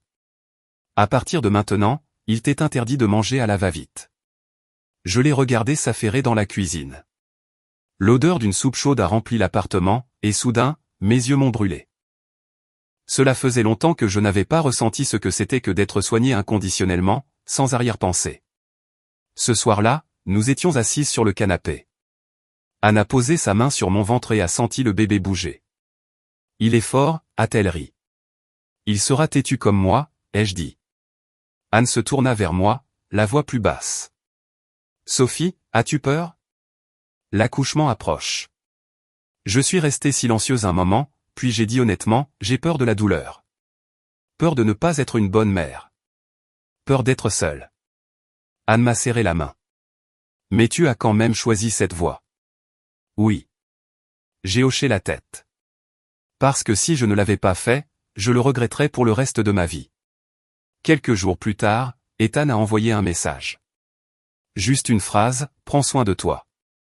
Je ne t'embêterai plus. » Je l'ai lu mais je n'ai pas répondu non pas par colère, mais parce que je ne voulais pas dépendre d'une attention qui pourrait disparaître à tout moment. Dans la 3e semaine du mois, j'ai dû être hospitalisé pour observation en raison d'une poussée de tension artérielle. Le médecin m'a dit de rester alité pendant quelques jours. En fixant le plafond blanc, j'ai ressenti un sentiment de vide, mais en posant ma main sur mon ventre et en sentant mon fils bouger, je me suis sentie plus forte. Ma belle-mère a appelé pendant que j'étais à l'hôpital. J'ai hésité mais j'ai répondu. « Où es-tu » a-t-elle demandé. « Je suis à l'hôpital » ai-je répondu. Il y eut un silence à l'autre bout du fil. Un instant plus tard, elle dit d'une voix plus basse, « Pourquoi n'as-tu rien dit ?» Je ne voulais inquiéter personne, ai-je répondu. Elle soupira. J'ai clairement entendu la lassitude dans sa respiration, si différente de la femme dure d'autrefois. J'ai dit à tout le monde de ne pas te déranger, dit-elle. Essaie de prendre soin de toi. Je ne savais pas quoi dire. J'ai juste dit doucement, je le ferai. L'appel s'est terminé rapidement. J'ai regardé le téléphone, le cœur un peu ébranlé. Peut-être que face à une naissance imminente, la ligne entre le bien et le mal, la victoire et la défaite, devenait plus floue. Mais je ne me suis pas laissé attendrir au point de céder. Anne me rendait visite à l'hôpital tous les jours, apportant des fruits, des livres, et me racontant toutes sortes d'histoires pour me distraire. Un jour, elle a demandé, si plus tard sa famille recule et demande simplement à voir l'enfant avec respect, les laisseras-tu faire? J'ai réfléchi longtemps. Puis j'ai dit, s'ils nous respectent, mon fils et moi, je ne les en empêcherai pas. Je ne veux pas que mon fils grandisse au milieu de la haine. Anne hocha la tête. Ça suffit. Je suis sorti de l'hôpital une semaine plus tard. Le médecin m'a donné des instructions strictes et m'a dit de me préparer à un possible accouchement prématuré. Je suis rentré chez moi et j'ai tout réorganisé, les vêtements de nouveau-né, les couches, les serviettes, un par un. Chaque fois que je pliais un minuscule vêtement pour mon fils, je sentais mon cœur s'apaiser, comme si toute la tempête était restée derrière moi. Un soir, alors que je rangeais des papiers, on a sonné à la porte. J'ai sursauté. J'ai ouvert la porte et j'ai vu Ethan seul. « Désolé de venir sans prévenir, dit-il.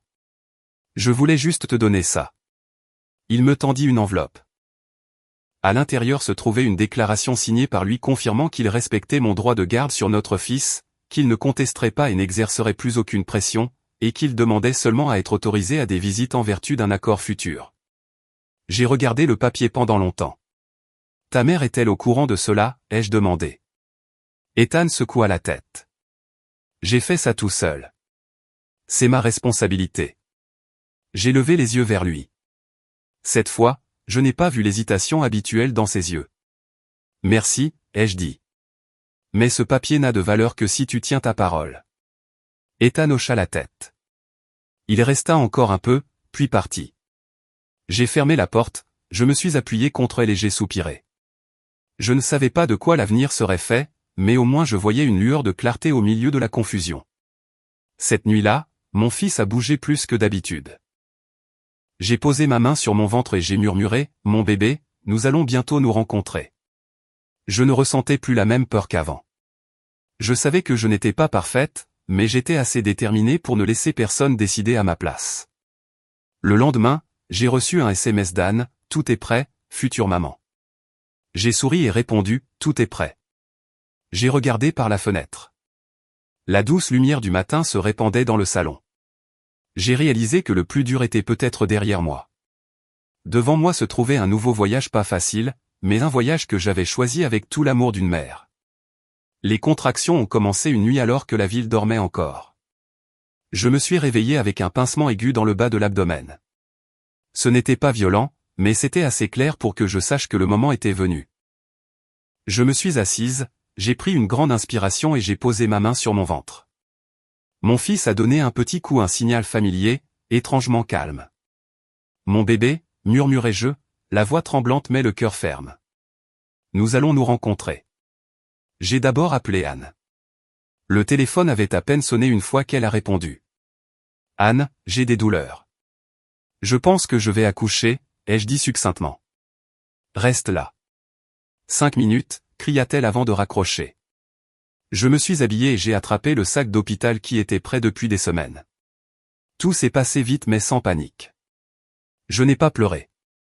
Je n'ai pas perdu pied, peut-être parce que j'attendais ce moment depuis si longtemps avec un mélange de peur et d'espoir. Sur le chemin de l'hôpital, les douleurs se sont intensifiées en vagues de plus en plus définies. J'ai serré fort la main d'Anne, le front moite de sueur. Anne ne parlait pas beaucoup. Elle répétait simplement, « Respire, Sophie. Respire. » Sa voix tremblait plus que la mienne. Dans la salle d'accouchement, les lumières blanches étaient aveuglantes. Les médecins et les infirmières bougeaient rapidement et professionnellement.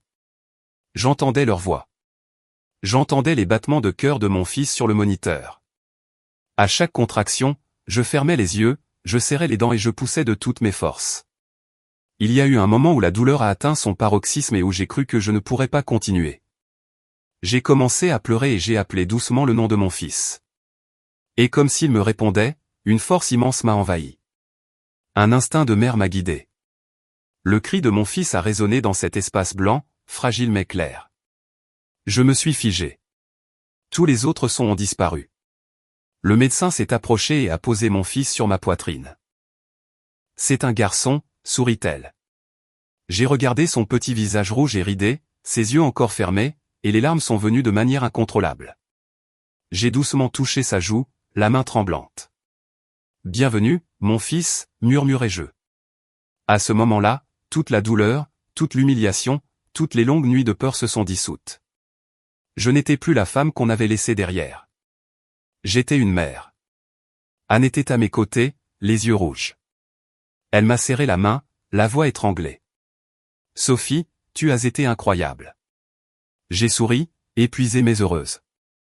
Après avoir été transférée en salle de réveil, j'ai dormi profondément. Quand je me suis réveillé, le soleil du matin filtrait par la fenêtre. Mon fils dormait paisiblement dans son berceau à côté de moi. Je l'ai regardé pendant longtemps, craignant que si je clignais des yeux, il ne disparaisse. Le téléphone a vibré. C'était un SMS d'Ethan. Je l'avais prévenu avant de commencer le travail. Son message disait « Je suis à l'hôpital ». Je suis resté silencieuse un moment, puis j'ai répondu « Tu peux entrer ». Ethan entra dans la pièce lentement, comme s'il avait peur de me surprendre. Il s'arrêta en voyant le bébé, le regard fixé sur ce petit visage. J'ai vu des larmes dans ses yeux. « Mon fils », dit-il d'une voix basse et étranglée. « Ton fils », ai-je répondu calmement. Ethan s'approcha mais garda ses distances. Il se pencha pour regarder le bébé. Sa main s'est tendue, puis s'est rétractée, comme s'il se trouvait devant quelque chose de précieux pour la première fois et qu'il n'était pas sûr d'avoir le droit d'y toucher. « Je peux le prendre ?» demanda-t-il très doucement. Je l'ai regardé, puis j'ai regardé mon fils. J'ai hoché la tête. « Tu peux. » Ethan prit le bébé maladroitement, le corps tendu. Le bébé bougea un peu puis se rendormit. Ethan le regarda et des larmes coulèrent sur son visage. « Merci, Sophie, dit-il. Merci d'avoir mis au monde notre fils. » Je n'ai pas répondu. Je n'avais pas besoin de ces remerciements, mais je ne les ai pas rejetés non plus. À ce moment-là, j'ai laissé les choses être. L'après-midi, ma belle-mère est arrivée. Elle est restée longtemps à la porte avant d'entrer. Quand elle a vu le bébé, son visage s'est adouci, comme si toute sa dureté s'était envolée. « Mon petit-fils », dit-elle doucement. J'ai hoché la tête. « Bonjour, Éléanore. » Elle s'approcha du berceau, regarda le bébé pendant longtemps, la main tremblante. Elle ne l'a pas pris, a juste touché doucement sa petite main. « Je suis désolée, dit-elle d'une voix basse. Désolée de vous avoir causé tant de stress. » Je l'ai regardé. Je n'ai ressenti ni colère ni pitié. J'ai juste vu une femme habituée à tout contrôler qui, face à une nouvelle vie, comprenait que certaines choses ne peuvent pas être contrôlées.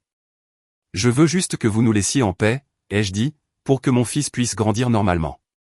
Elle hocha la tête très lentement. « Je comprends. » Elle n'a plus mentionné la garde.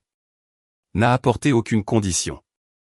Elle est juste restée là à regarder son petit-fils, puis s'est tournée vers moi. « Si vous le permettez, j'aimerais lui rendre visite de temps en temps, » dit-elle. Je suis resté silencieuse un moment. Si tout le monde respecte mes limites. Oui, acquiesça-t-elle. Quand ils sont partis, la pièce est redevenue calme. J'ai regardé mon fils et j'ai ressenti un immense soulagement. Je savais que tout n'était pas complètement résolu, mais au moins mon fils était né dans la paix. Les jours suivants ont passé lentement. J'apprenais à allaiter, à changer les couches, à apaiser mon fils pour qu'il s'endorme. Il y avait des nuits où j'étais épuisée, assise avec lui dans mes bras sous la lumière jaune d'une lampe, pleurant de fatigue. Mais il suffisait qu'il bouge un peu pour que toute cette fatigue semble en valoir la peine. Anne est restée avec moi pendant les premières semaines. Elle s'occupait du bébé avec une aisance incroyable, toujours souriante. « Il est ton portrait craché », disait-elle. « Oui », souriais-je. « Têtu comme moi. » Un matin, alors que mon fils dormait, je me tenais près de la fenêtre à regarder le soleil sur le sol. J'ai repensé à tout ce que j'avais traversé, le mariage perdu, l'humiliation, les moments où j'ai cru que je ne pourrais pas continuer. Si je pouvais revenir en arrière, je ressentirais toujours la douleur. Je pleurerais encore. Mais je ne souhaiterais plus ne pas l'avoir vécu, car sans ces pertes, je n'aurais pas mon fils. Ethan rendait visite au bébé de temps en temps. Il ne restait pas longtemps, ne se mêlait pas de ma vie. Chaque fois qu'il venait, il gardait ses distances, comme s'il se rappelait constamment ses limites. Je ne le détestais pas. Je ne m'accrochais pas à lui non plus. J'ai laissé chaque chose à sa place. Un après-midi, alors que mon fils avait 1 mois, je l'ai emmené sur le balcon. Une douce brise soufflait. Il a ouvert les yeux et m'a regardé, son regard était clair. Mon bébé, ai-je dit d'une voix basse, je ne te promets pas une vie sans douleur, mais je te promets que je ne laisserai jamais personne te forcer à baisser la tête. Il fit un petit bruit comme en réponse. J'ai souri. Pour la première fois depuis longtemps, je me sentais vraiment entière. Pas à cause de l'argent, pas à cause du statut, mais parce que j'avais réussi à protéger ce qui était le plus important. Je suis rentré à l'intérieur et j'ai fermé la porte. Derrière moi se trouvait le passé. Devant moi se trouvait mon fils, et je savais qu'à partir de ce jour, je ne vivrais plus pour plaire à qui que ce soit d'autre. Je vivrais pour être une mère. La vie d'une femme ne se mesure pas à ce qu'elle a enduré, mais à la question de savoir si, à la fin, elle a eu le courage de se lever et de protéger ce qui compte le plus. J'ai cru autrefois que la résignation était une vertu, que faire un pas en arrière préserverait la paix. Mais je me trompais. Certains pas en arrière ne mènent pas à la paix, mais à la perte de soi-même. J'étais une épouse qui essayait de remplir son devoir, une belle-fille qui baissait la tête pour maintenir l'harmonie, une femme qui s'en voulait de ne pas pouvoir avoir d'enfant. Mais ce n'est que lorsque j'ai été confronté au risque de perdre l'enfant dans mon ventre que j'ai compris une vérité douloureuse, quand on ne se valorise pas soi-même, personne d'autre ne le fera. Ce bébé n'était pas seulement ma chair et mon sang. Il était un rappel que les femmes ne sont pas nées pour être des sacrifices pour la réputation, pour les familles des autres, ou pour les choix faibles des hommes. Être mère n'est pas seulement donner la vie. C'est prendre l'entière responsabilité de nos propres vies et de celles de nos enfants. Si vous lisez cette histoire et que vous y voyez un reflet de vous-même, une femme forcée de céder, d'être compréhensive, de penser au bien commun, je veux vous dire une chose, aucun bien commun n'est plus important que votre propre valeur. Personne n'a le droit de décider de votre vie à part vous. L'argent peut acheter le silence, mais il ne peut pas acheter la paix. Une famille dont tous les membres sont présents mais sans respect fera bien plus de mal à un enfant qu'un foyer avec une mère célibataire remplie d'amour. N'ayez pas peur d'être traité d'égoïste quand vous protégez ce qui est juste. Parfois, l'égoïsme est le seul moyen d'être fidèle à soi-même. La plus grande leçon que j'ai apprise n'est pas que les hommes ne sont pas fiables ou que les belles familles sont toujours cruelles, mais que nous devons nous armer d'assez de force intérieure pour que, quelles que soient les circonstances, nous ne soyons jamais acculés. Aimez-vous d'abord pour que les autres puissent vous aimer de la bonne manière. Si vous êtes à la croisée des chemins aujourd'hui, arrêtez-vous un instant et demandez-vous, si je continue à me taire, quel genre de personne serai-je dans 10 ans? La réponse vous montrera le chemin. Et si cette histoire vous a fait sentir que vous n'êtes pas seul, partagez-la. Peut-être que quelque part, il y a une femme qui a désespérément besoin de se rappeler qu'elle a le droit de vivre une vie la tête haute.